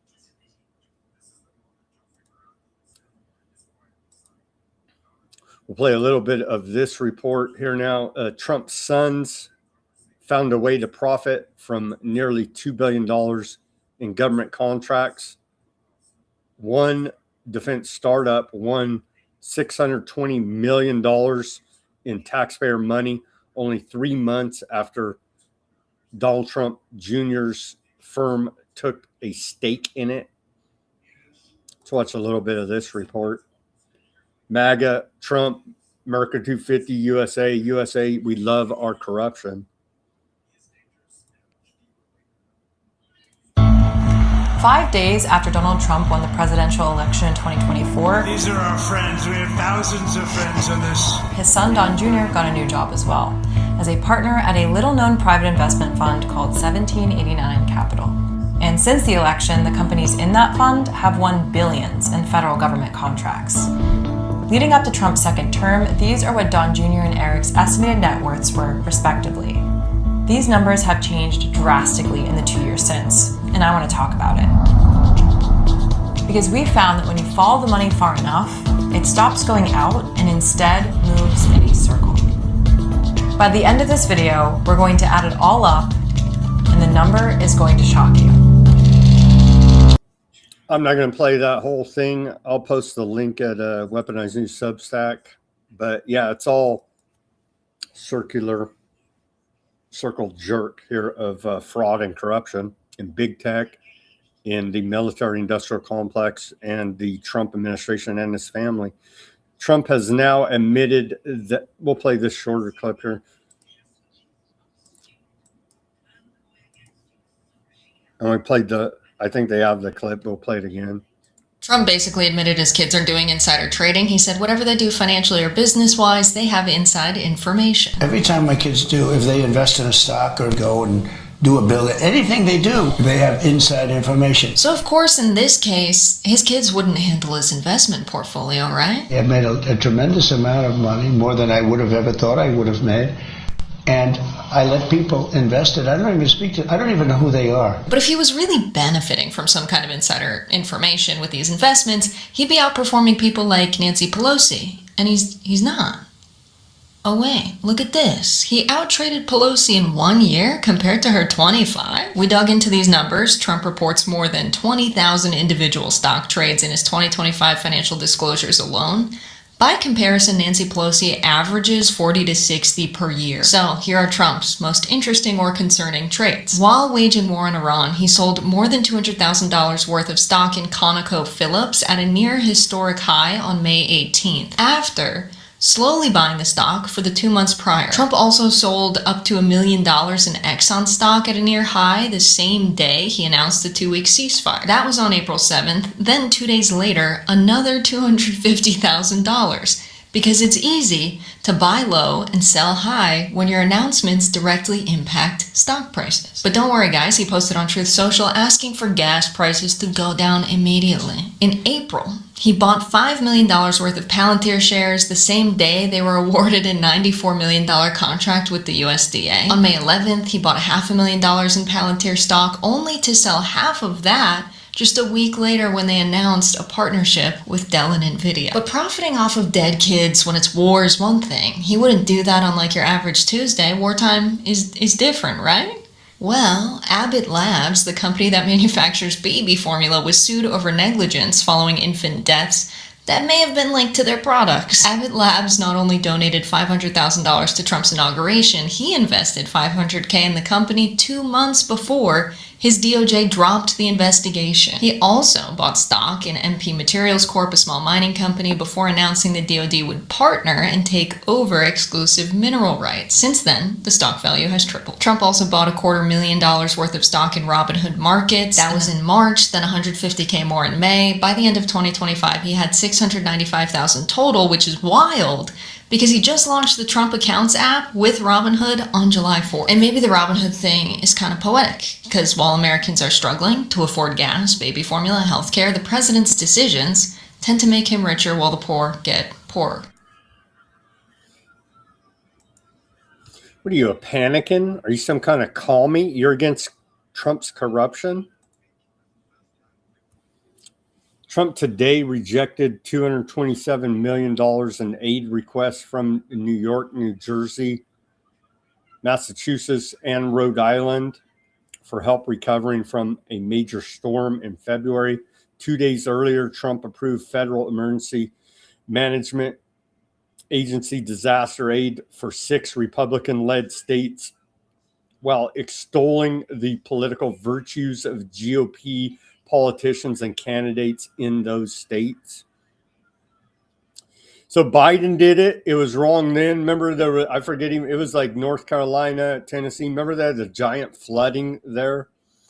And it was widely reported under Biden, if you had a Trump sign in your yard, FEMA would not fund you, right? And so they politicized disaster relief funding, which should go to all legitimate recipients here in America. And so now both sides, the Democrats and Republicans, have politicized and weaponized disaster relief funding. It's bad and wrong when Biden do it. It's bad and wrong when Trump does it. I know that's hard for the politicized American mind to wrap its little two brain cells they got left around, but it's bad when both sides have weaponized disaster relief funding for those suffering from these tragedies. On to the price of a gallon of gasoline. It's steadily increasing here now, according to AAA on this Friday, July 10th, 2026. Steadily increasing. It's gone up a good 4 cents from yesterday. We're looking to maybe on Monday we'll come back after heavy bombing of Iran and we'll be past the $4 threshold. As you can see right there, we're at $3.89. Or we'll round it down to 88 cents. What the heck? $3.88 on average across America for the cost of a gallon of gasoline. Creeping up here now. And the old Brown University Watson School of International and Public Affairs Iran War Energy Cost Trackers back online. I think they're lagging behind here on their data, but I do like watching the numbers tick, so we'll throw it up there. According to them, total consumer cost burden since the beginning of the Iran war on February 28, 2026 is now $67.3 billion. I do believe it's a lot higher than that, but they have to get it back ticking again here now. And you see the total on average across American household cost burden spread between gasoline and diesels now $513.68. And I believe it's a lot higher than that. We'll give them a minute here for their data to catch up. The U.S. Treasury Department announced earlier today, following Iran's resumption of attacks on international shipping in the Strait of Hormuz, the Treasury Department's Office of Foreign Assets Control sanctioned an Iranian financial facilitator who has effectively institutionalized large-scale embezzlement with the Iranian regime's diverting publicly funded wealth offshore.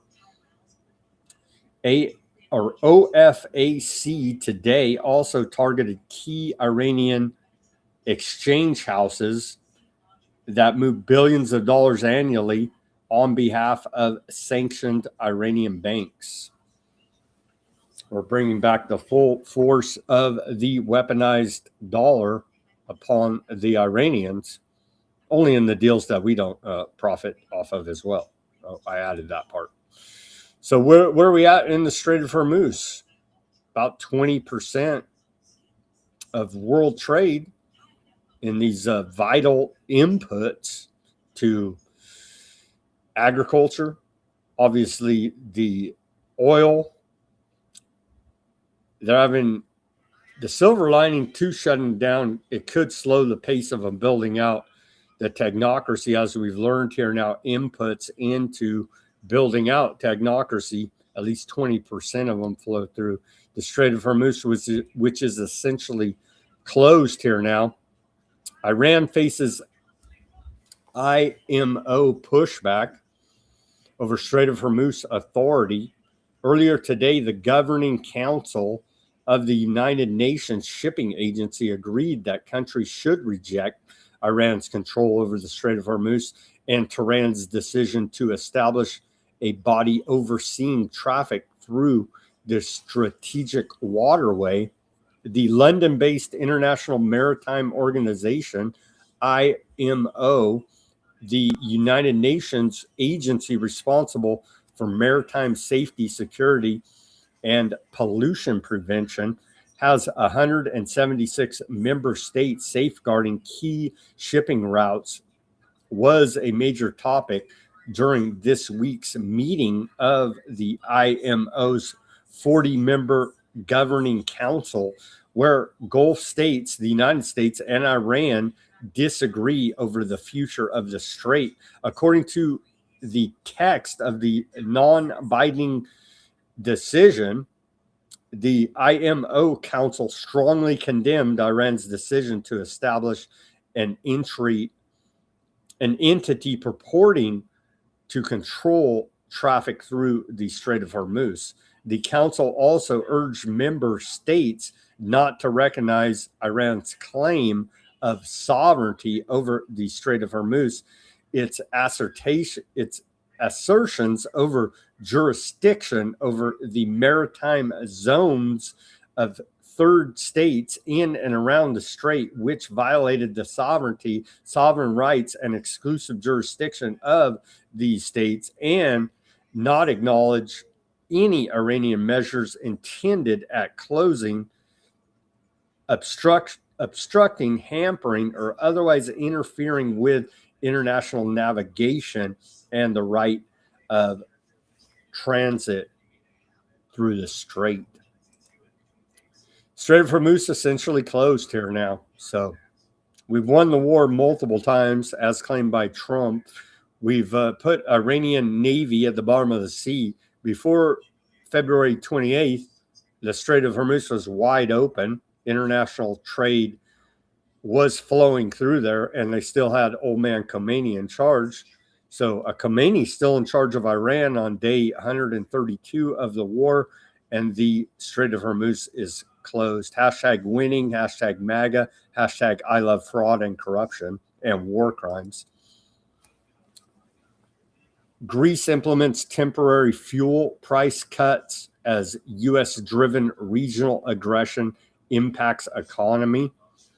It's all by design here now. They've created a global energy crisis, i.e. global famine here now. And we're seeing the impacts out of Greece now in that report. Iran rushes oil shipments as Trump threatens Strait of Hormuz blockade again. So it's back to Iran's blocking it, U.S. is blocking it. It's all for our own safety and security and for world hunger, of course. Iran has dispatched 6 vessels carrying around 11 million barrels of crude oil as tensions with the United States threatening to disrupt shipping through the Strait of Hormuz. The shipments include 5 super tankers. So before the shooting gets hot and heavy again, here Iran's trying to make the best of it. The escalation has affected energy markets, with oil prices raising nearly 9% this week to around $79 a barrel. The IRGC Navy warned that further U.S. intervention in the Strait of Hormuz would face a crushing response. I don't even know how that's possible. They don't even have a Navy, but their Navy's threatening a crushing response for more U.S. intervention in the Strait of Hormuz. Somebody should read the Constitution to Iran and let them know. It says in there, it's our duty to be the police of the Strait of Hormuz, right? Sure it is. That's certainly what Washington acts like. Leaked documents reportedly show Russia and China are cooperating much more closely militarily, i.e. the Greater Eurasian Partnership, as Simon as broke on this show, at least trying to give it some legs. And we reported over 2 years ago here now, the Greater Eurasian Partnership coming into view with Russia and China having more closely related military ties. They are discussing joint weapons projects, training Russian drone operators in China, sharing battlefield lessons from Ukraine, and developing ways to counter Starlink, including jamming cyber attacks or potential or potentially attacking the satellites, just shoot the damn things down, right? They are also working on an advanced air missile defense system aimed at U.S.-style hypersonic and ballistic missiles. Russia brings real combat experience from Ukraine. China brings electronics manufacturing and technology. That's a report out of Der Spiegel. So we do appreciate that. And at some point, I do see, as many other analysts have foreseen as well here now, Russia, China, straight up direct war here with America, right? That's coming in the future here now. That is coming. The dictator Ukraine Zelensky said this week our warriors achieved significant results in carrying out long-range strikes against Russian facilities that support this war. Ukrainian drones reached Siberia and struck the oil refinery in Omsk, nearly 2,500 kilometers from Ukraine. There is now no Russian oil refinery that Ukrainian weapons cannot reach. Russia's effing pissed, and we're going to see a massive retaliation now from these most recent Ukrainian attacks on Russian oil infrastructure, petroleum manufacturing facilities. We've seen a little bit, but I do believe we're going to see a major Russian escalation against Ukraine. And again, if they ever bring this Patriot missile manufacturing online there in Ukraine, gifted by America to Zelensky at NATO per Trump, Russia's already said they're going to take that as an act of war by America against Russia. So we won't have to use proxy Ukraine any longer. We'll be in a direct war with Russia. We're literally this freaking close. We're that paper's thin close to being in a direct war with Russia with no pretense and no other BS. Russia has stated as much here now. Send me, bro, some straight up propaganda. War's a racket. All wars are bankers' wars. Send me war propaganda from the Department of War, posted earlier today. I would strongly advise against, but here's the propaganda. Throughout our storied history, when soldiers said, "Send me," well-equipped or poorly equipped, it didn't matter whether they were stepping into a clear mission or a vague one, whether there were clear skies or raining, was always the determined reply. Every one of them, just like you, were called to serve something greater than themselves. Send me. That's right. Send me to go fight an illegal foreign war of aggression for banker profiteering motives. That's right. Send me. There's a couple posts, U.S. Central Command this week. A lot of their attention has been taken up with aid to Venezuela. Earthquake struck Venezuela.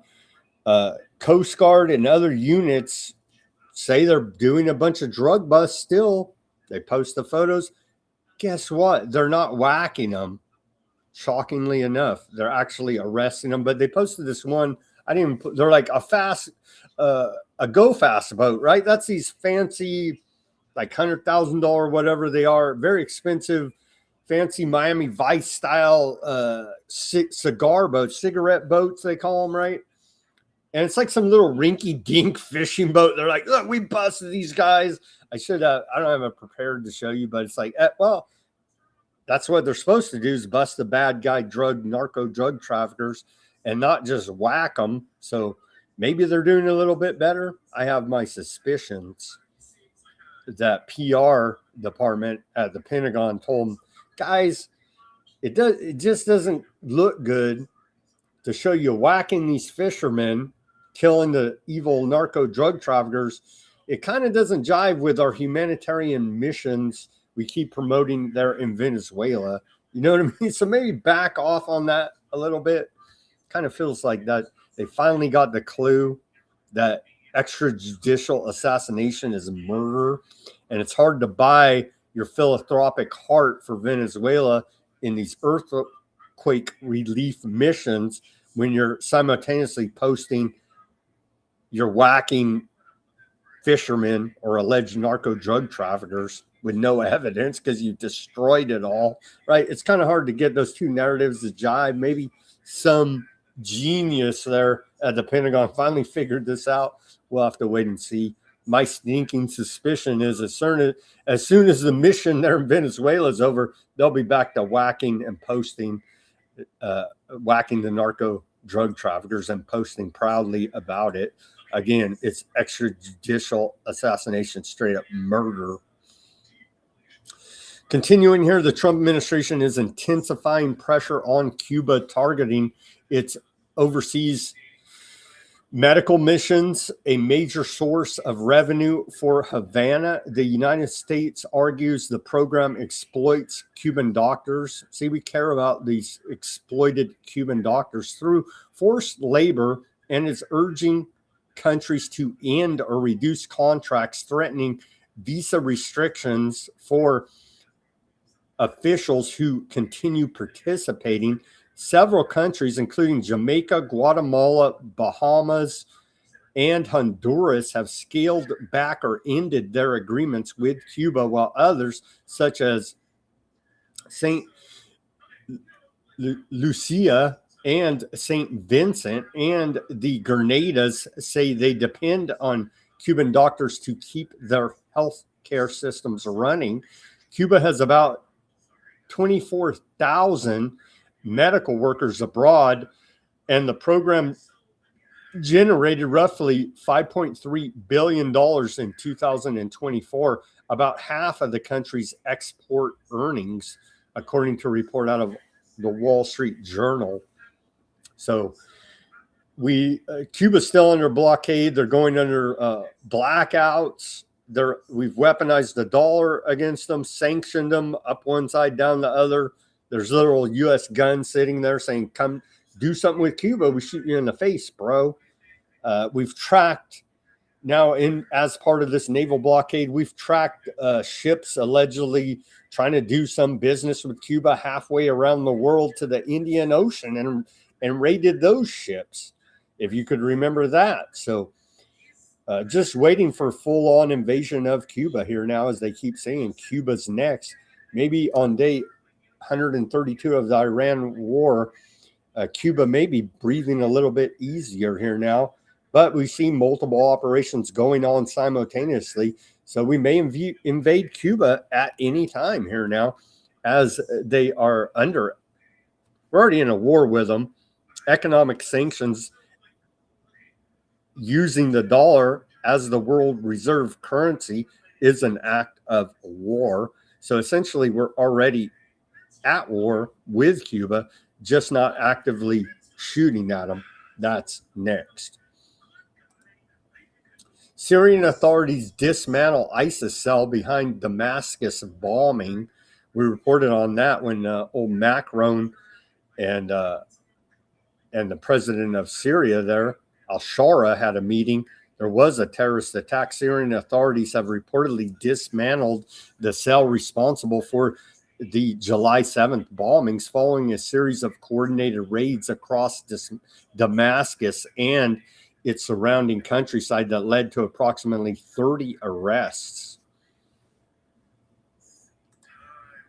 The arsenal of freedom is built from the ground up by shifting to long-term framework agreements, starting with Pact 3 in January and continuing with RTX in February. We've empowered over 360 companies to pour $68 billion of their own money into new American factories. That's the Department of War.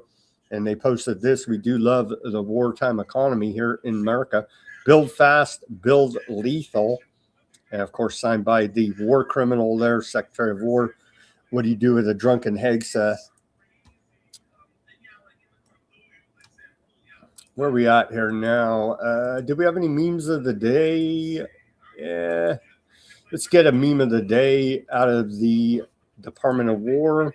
They were really pumped up yesterday. Laser wars and bragging about, of course, the directed energy weapons program out of the Department of War.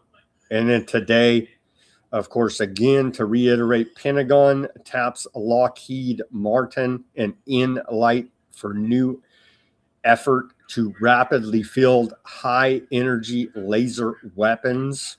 And here's the meme of the day. It was on the thumbnail for today's show. And there's some kind of significance in always blacking out the eyes. I didn't have time or I forgot, but every time I see these images, there's some kind of esoteric occult meaning behind this. But they do this to all the soldiers in their memes out of the Department of War. Hold the line. Why do they always put that? They black out their face. They redact their eyes, right? There's something going on with it. I think it's part of the, I'm going to have to look into that further, but I do believe it's part of the brainwashing mind control program of the military. Don't quote me on that. I'm going to look it up more, but it is disturbing. They keep putting that blinder over the eyes of these soldiers in the memes the Department of War is putting out. You see right here. Continuing. Over 40 million people, dirty Muslim terrorists, right? According to the Pentagon, over 40 million people took part in funeral ceremonies for Iran's martyred leader Khomeini. U.S. officials were shocked by the massive turnout.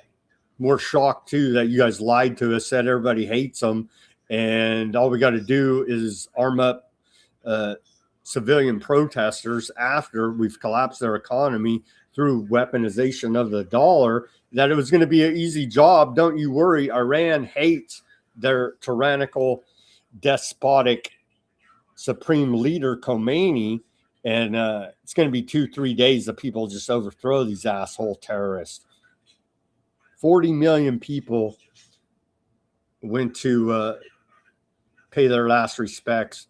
Between 40 to 43 million mourners took part in the week-long funeral. Those numbers from Press TV, obviously they're suspect, but it was very high. The numbers were very high. The crowd's undeniable. Multiple sources. So, yeah, I don't know about the whole 40 million. Press TV says 40 to 43 million mourners. I don't know. Maybe it was that many. I know it's a lot of pissed off Muslims. You better believe that. All waving these red flags of vengeance right here. So, yeah. Turns out old despot Khomeini was widely respected and loved there. Here's a funny one. Iranians burn Trump Lego model.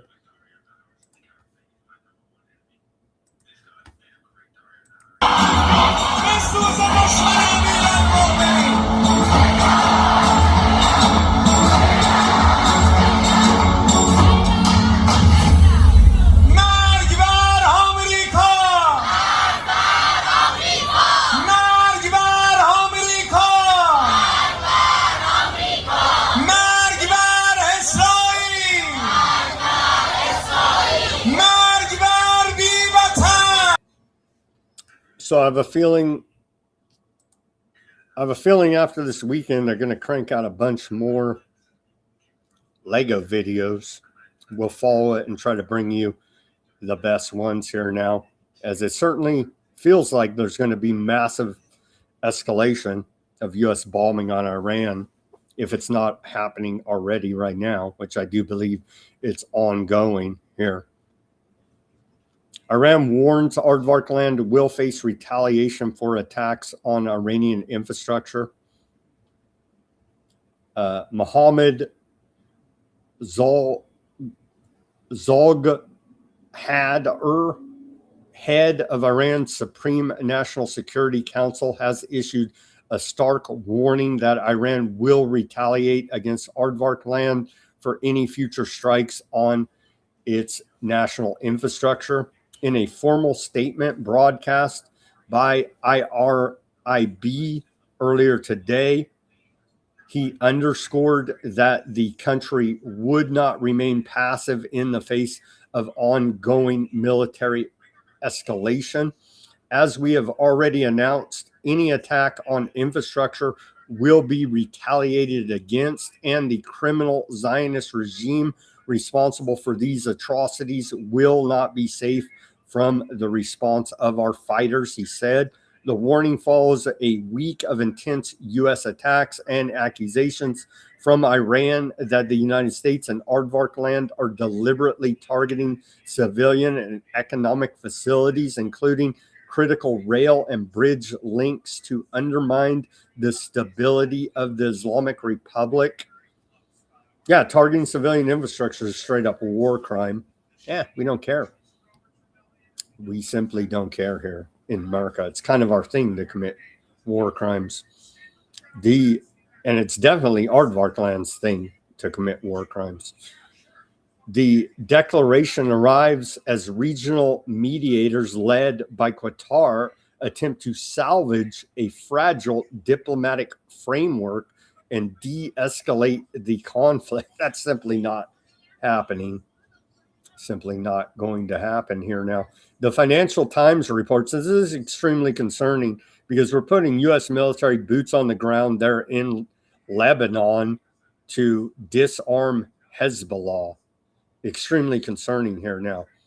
Financial Times cites sources saying that a U.S. military team will arrive in Beirut to help implement the agreement between Lebanon and Aardvark land, which includes the disarmament of Hezbollah.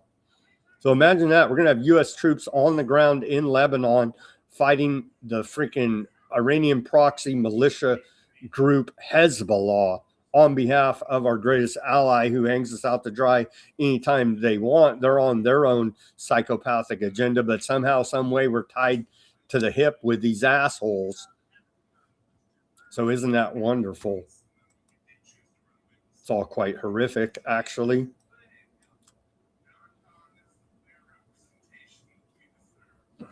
Let's see here. Yeah, here's the report out of the Financial Times. Beyond a paywall, I'll post the full report.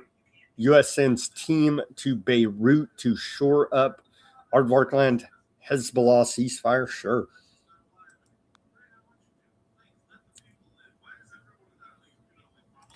Quite horrific news there. Lebanese army set to deploy in South pilot zones following U.S. brokered agreement. The Lebanese armed forces are expected to assume control of initial so-called, quote, pilot zones in southern Lebanon within the coming days, marking a long-awaited shift in the area currently occupied by Aardvark land forces. According to the Aardvark Post, this transition serves as the primary test for a trilateral framework agreement signed last month in Washington, which aims to reduce frontier tensions and establish a roadmap for a gradual withdrawal of Aardvark land troops. It's going to be a friggin' disaster here now. And then, of course, as soon as our troops show up there, hell, Aardvarks will fire on them. Hezbollah fires on them, or hell, Lebanon fires on them. And then we're in a full-on war in friggin' Lebanon against Hezbollah. It's all so tragic. Aardvark land energy minister threatens to strike anywhere in Lebanon should Hezbollah launch retaliatory attacks. They're like, lay down and die. We'll bomb you, genocide you, ethnic cleanse you. If you shoot back and you even throw a freaking rock, we're going to go ahead and blow up your entire country, right? Didn't they say they're going to knock down a few like three weeks ago, something like this, all the big genocidal assholes said that for every drone attack by Hezbollah, they're going to go ahead and knock down 10 buildings. It looks like they're staying true to their word as the demolition campaign continues there in southern Lebanon. Aardvark land drone strikes being reported, and it's just ongoing. We have more images here.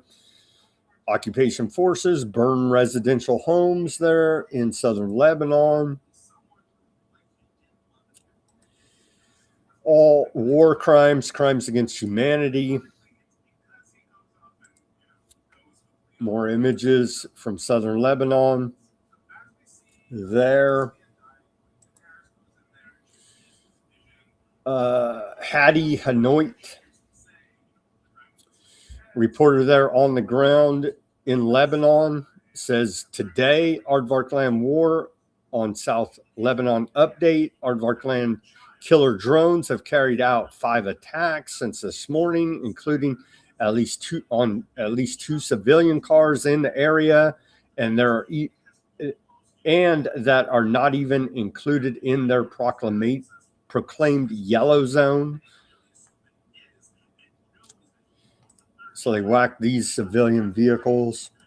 There you can see ongoing demolition campaigns, burning, literal scorched earth policy, burning the Lebanese out off of their land and out of their homes.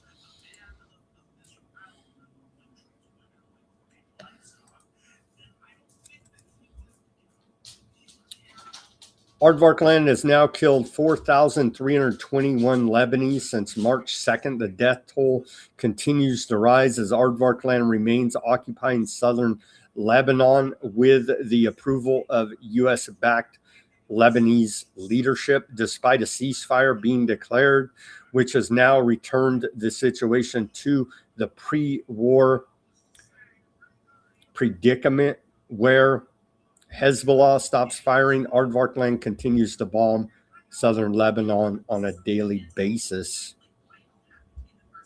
12,207 Lebanese civilians have been injured since March 2nd as well.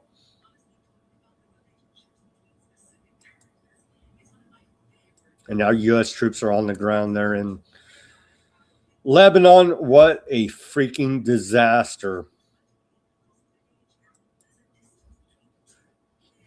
And you're like, but they're still whacking the Palestinians, right? Sure they are, every day. The genocide continues. The Aardvark land military claims to have killed a Hamas commander it alleged took part in the Alaska flood operation on October 7, 2023. It identified the man known as Yaha Sahid Mohammed Hamdan, head of the Qassam Brigade's elite forces unit that took part in the operation on the Aardvark land settlement Karim Rahim. That kick was the excuse. Of course, they stood down, used fake videos, did the Hannibal doctrine and the whole routine. But yeah, so they whacked that guy allegedly.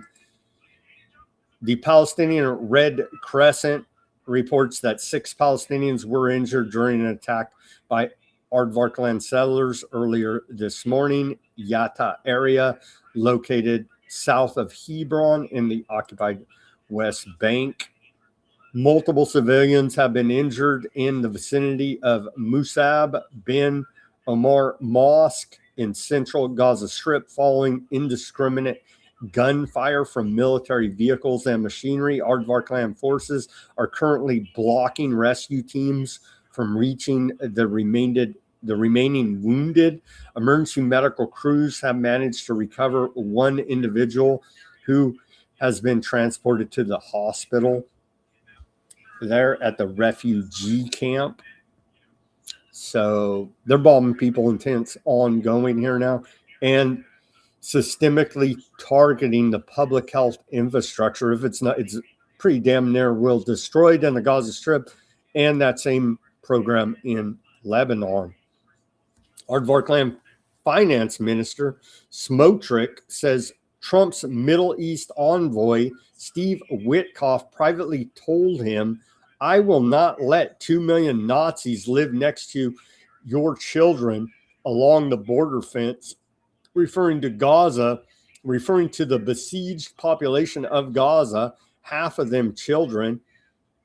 In remarks reported by Aardvarkland National News, Smotrich said the conversation took place on January 30th, 2025, when Witkoff met him alongside then Strategic Affairs Minister Ron Dermer in Jerusalem a day after the envoy toured Gaza's Nazarene Nazarim corridor, and viewed footage of October 7th attacks. Probably fake AI videos for all we know here now, which Smotrich said left him visibly shaken. Did they show him the was it 40 babies with their heads cut off? All fake propaganda BS? I wouldn't doubt it. There is only one thing that hurts the enemy: land, Smotrich added. Oh, not whacking them all, killing entire Palestinian bloodlines. That doesn't hurt them. It's stealing their land. Whacking them hurts them as well. Well, it's all part of the same program here now, isn't it? It certainly is. To maintain workers where injured, 2 maintenance workers, getting tired here after 2 hours, 15 minutes, plus 2 maintenance workers were injured after an Aardvarkland quadricopter attacked Camille Adwan Hospital in northern Gaza this afternoon.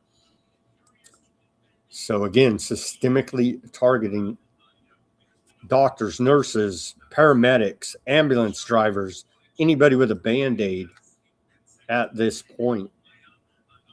Aardvarkland forces shoot 7 in Gaza, including 3 children in the last 24 hours.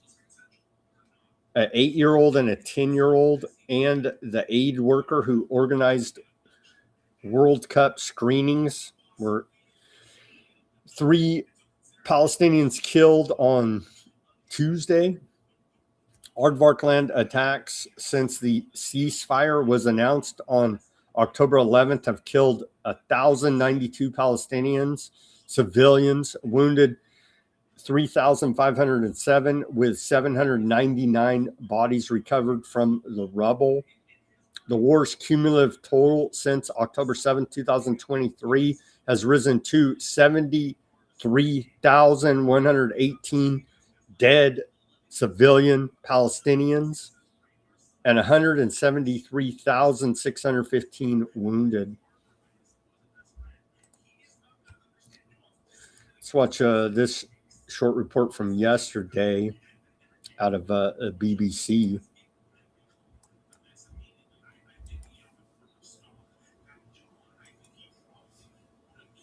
Let's show you some really incredible pictures from Gaza.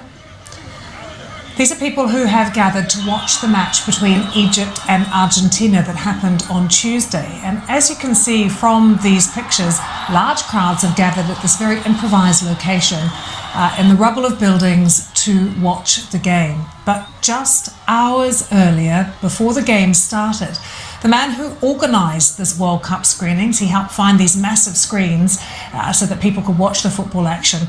He was killed in an Israeli strike. The Israeli military confirmed the strike, saying Mohammed al-Wahidi was not the intended target and that the missile had been aimed at a terrorist in Hamas's military wing. Let's speak to our Gaza correspondent, Rushdie Abalouf, who joins us now. See, he wasn't a target. It was an honest mistake. No good deed goes unpunished by aardvarks, you see. Local solidarity activists report that for the 4th time this week, Aardvarkland settlers have driven a flock of sheep into fenced olive groves on private Palestinian land in Huwara in the occupied West Bank. According to these reports, the Aardvarkland army subsequently arrested the local Palestinian residents who were protesting the incursion. So these ultra-Zionist settler maniacs are continuing to ethnically cleanse the occupied West Bank there one way or another.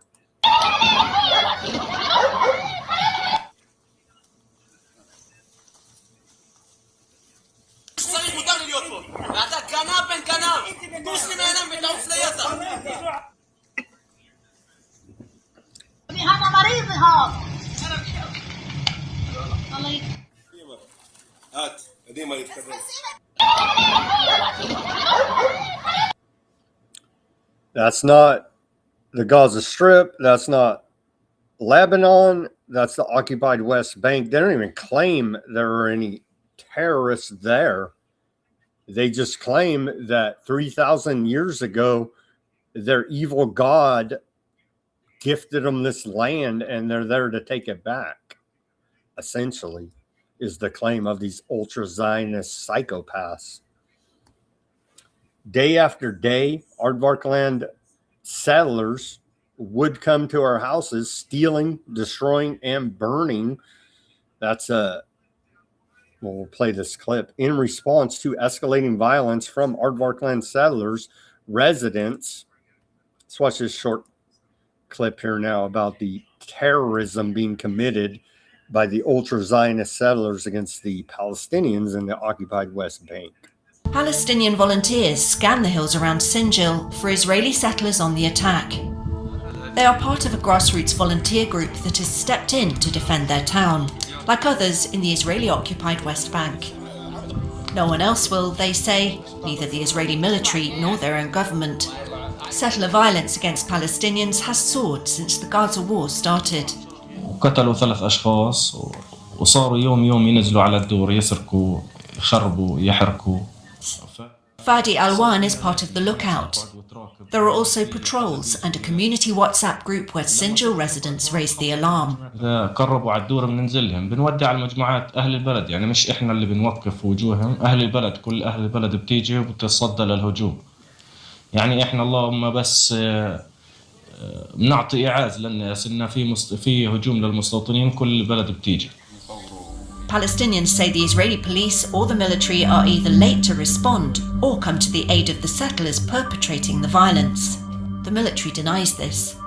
But a UN inquiry last month found that Israeli forces do shield settler attacks.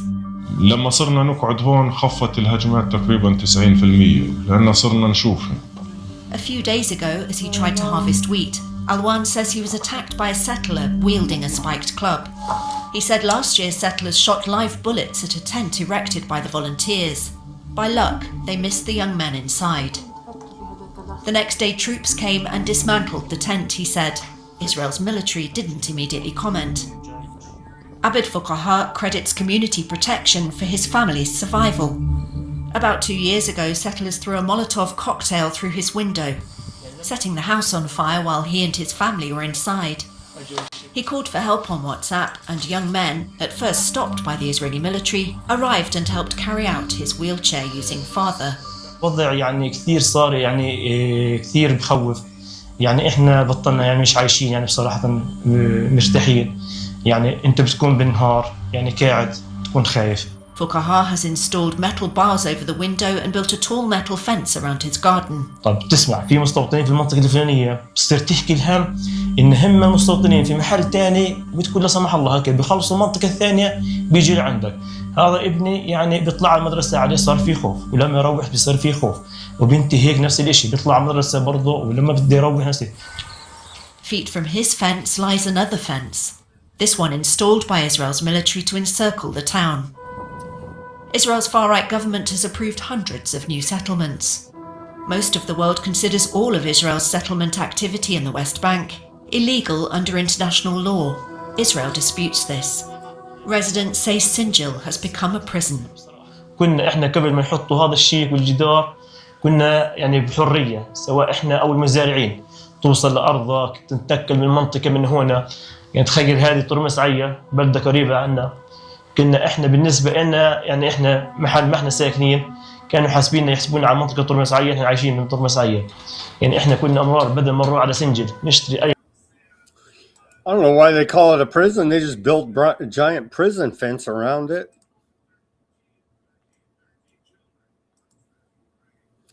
And then finally here, Aardvarkland confirmed a viral photo of a blindfolded, nearly naked Palestinian detained, bound to a cot is authentic and is investigating the incident. I'm sure that the IDF will go ahead and bring swift justice to those that did this torture. That was from the failing New York Times. All right, that's all the reporting we got for today. Let's take a look at Iran International headlines. Have we bombed the hell out of Iran since we've been on the air? Let's see. U.S. presses Iran for public statement that Strait of Hormuz is open. So dumb, right? It's not open, bro. But it's for the markets, you see. Iran's foreign minister says the U.S. violated MOU after new sanctions. U.S. sees Iran nuclear deal as increasingly unlikely. The Wall Street Journal, you think? Trump pushed people back to 1979 revolutionary spirit, IRGC says. So all of this has spectacularly backfired here now on America, as our own intelligence warned before any of this even happened. Conservative coalition urges Congress to support Iran internet freedom bills. Iran's identity is and will be resistant to the United States. Khomeini's grandson says. So I would expect bombing to be kicked off at any time here. I'd be highly surprised if there's not heavy bombing going on over this weekend. U.S. Now headlines from Al Jazeera. And we'll wrap up this Friday edition of Weaponized News. Again, thank you everybody for sticking with me here. Give me that like, share, subscribe, push that notification button. We covered a whole heck of a lot of news on this Friday edition. Al Jazeera headlines, U.S. open to talks, but demands Iran state that Strait of Hormuz open. Now we got to play the blame game. Well, it's your fault, Iran. It's your fault, America. Why is there no Strait of Hormuz open? Aardvarkland forces kill Hezbollah fighter and suspect in South Lebanon. Iran's chief negotiator says country ready for full-scale defense or full-scale war.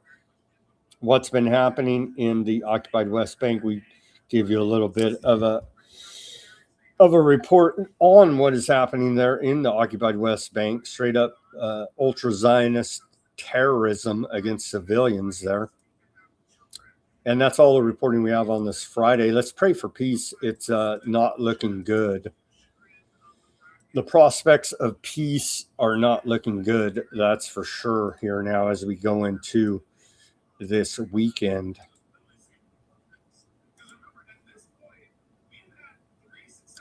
Let's see. Heading over to Odysee now. Let's take a look at Odysee. Shout out to the Odysee chat. Thank you guys for tuning in there. Shout out to Pink Gur Deep. Let's see here. Greetings, Highland. Shout out to Highland. Highland said, who murders a 78-year-old? America. Oh, man. So the commies are fighting a crime war on 8 to 15 fronts, and nobody can beat the F out of them. Hard to believe unless Iran has been captured by Zog long ago. Greater Commeyville Project liberating, takeover, displacing. Krima says that, destroying, and the sheep will still follow, bloodlust vampires. Yeah, that's pretty good. Pretty good breakdown there, I would have to say. What does Gur say? Yep, white toxic masculinity. An American woman was murdered in Killarney early in the week. The Garrardi police, who were looking for the suspect, could not release his name, age, ethnicity for legal reasons. He's believed to have fled to Turkey. Loads of video showing him. I don't get what's here in America. We say F you Muslims, die Muslims. You know what I mean? Ever since 9/11. I don't know. I guess that's politically incorrect now to say. I don't know what Europe's deal is, but America has no problem openly hating Muslims. Maybe not now. Maybe I'm out of the political correct loop. But as far as I could see, you could say F you Muslims all day, and the majority don't have a problem with it. I guess the fake politicians do. But the funny thing, and I'll never forget, here in America, after 9/11, they went and beat up a bunch of dudes wearing turbans thinking they're Muslims, right? Because every dude wearing a turban's a Muslim terrorist. Turns out they're not even Muslims, they're Indian Sikhs, right? That happened where I'm at here in Central Valley. I remember a few cases where that happened. And it's like, we got those dirty terrorist Muslims. It's like, bro, they're definitely not terrorists as you perceive. And they're not even Muslims. And they're freaking Indians, but they wear the turban. It's just ridiculous. But that's America for you. Get those dirty terrorists, I tell you. All right. Thank you guys for tuning in on the Odysee. Thank you for tuning in on X, Kick, Bitchute, Facebook, Rumble, and YouTube, and Substack as well, if anybody's tuning in live there. Let me go over to the chat here. Looks like we had quite a good audience on the YouTube today, so shout out to everybody new that's come on to the show. I'm just going to scroll about halfway up, guys. There's a lot of comments to go through here. I'll just start, and shout out to everybody. Thank you guys for tuning in and commenting. I hope it was cordial and informative, as it usually is on Weaponized News, obviously. Let's see. We gradually on the YouTube says Lebanon banned Hezbollah a couple of months ago. You're missing it. You're missing the game here. Gradual. Josh says, good. We should be there to wipe out all Hamas and Hezbollah soldiers until none are left. Wow, Josh. Bart says there are ancient tunnels under all of that area, large ancient tunnels. They keep saying they're blowing up their tunnels, yeah. If Iran wants a large bottle rocket, they have the money. What's under Area 51, Austin says. What is under? Don't forget Elon Musk's boring company, right? He has these tunnel digging machines. So they're building giant underground tunnel systems for these deep underground military bases. You better believe it. North Korea has at least 100 ICBMs.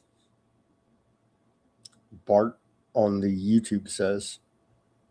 Not really worried. I'm telling you, I'm pretty convinced here now that this whole thermonuclear Holocaust scenario they've been selling us since World War II. I think it's a psyop and bullshit. Can they blow up stuff big time? Yes. The excuse for the whole Cold War with Russia, right? I just simply don't believe it, because I believe if they had this capability, they would have used it already. And there's many other factors to say that that the alleged atomic bombing of Japan in World War II was not the story as we've been told.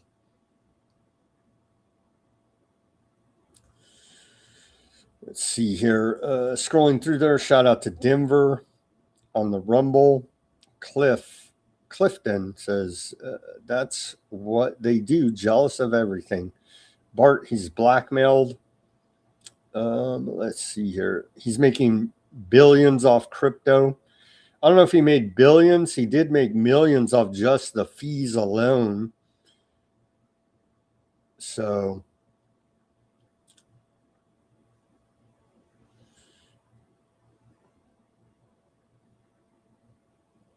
if Trump had showed his taxes in 2015, this conversation would not be happening. They've turned the dial on corruption in Trump's second term to 11.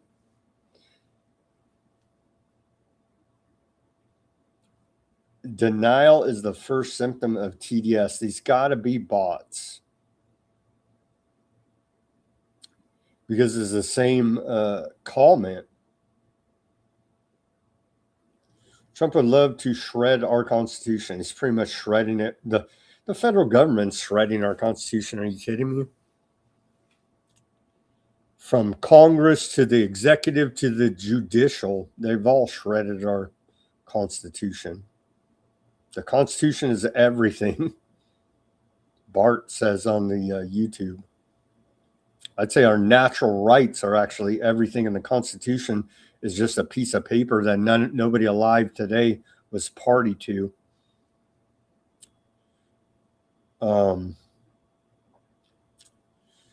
Bullish on AI and data centers. Fat Bob says, indeed.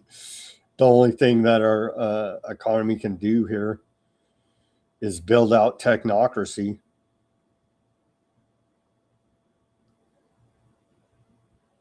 By commies, he means aardvarks. Good one, Denver. Ronald Reagan started it back in the 80s. They had it up and running in the late 90s. Our military has things that they don't tell the public.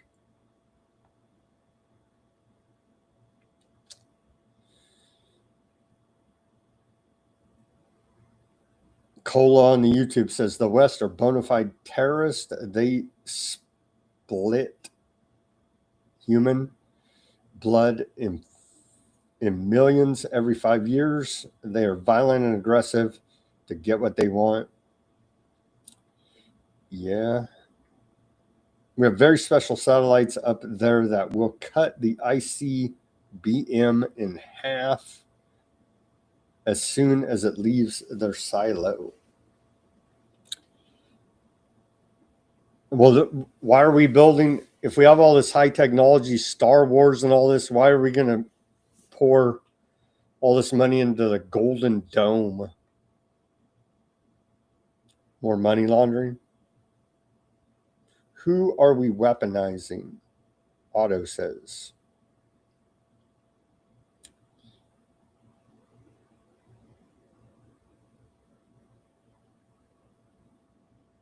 Japanese people still suffer the effects of radiation poisoning from World War II. Really? Those areas are highly populated right now.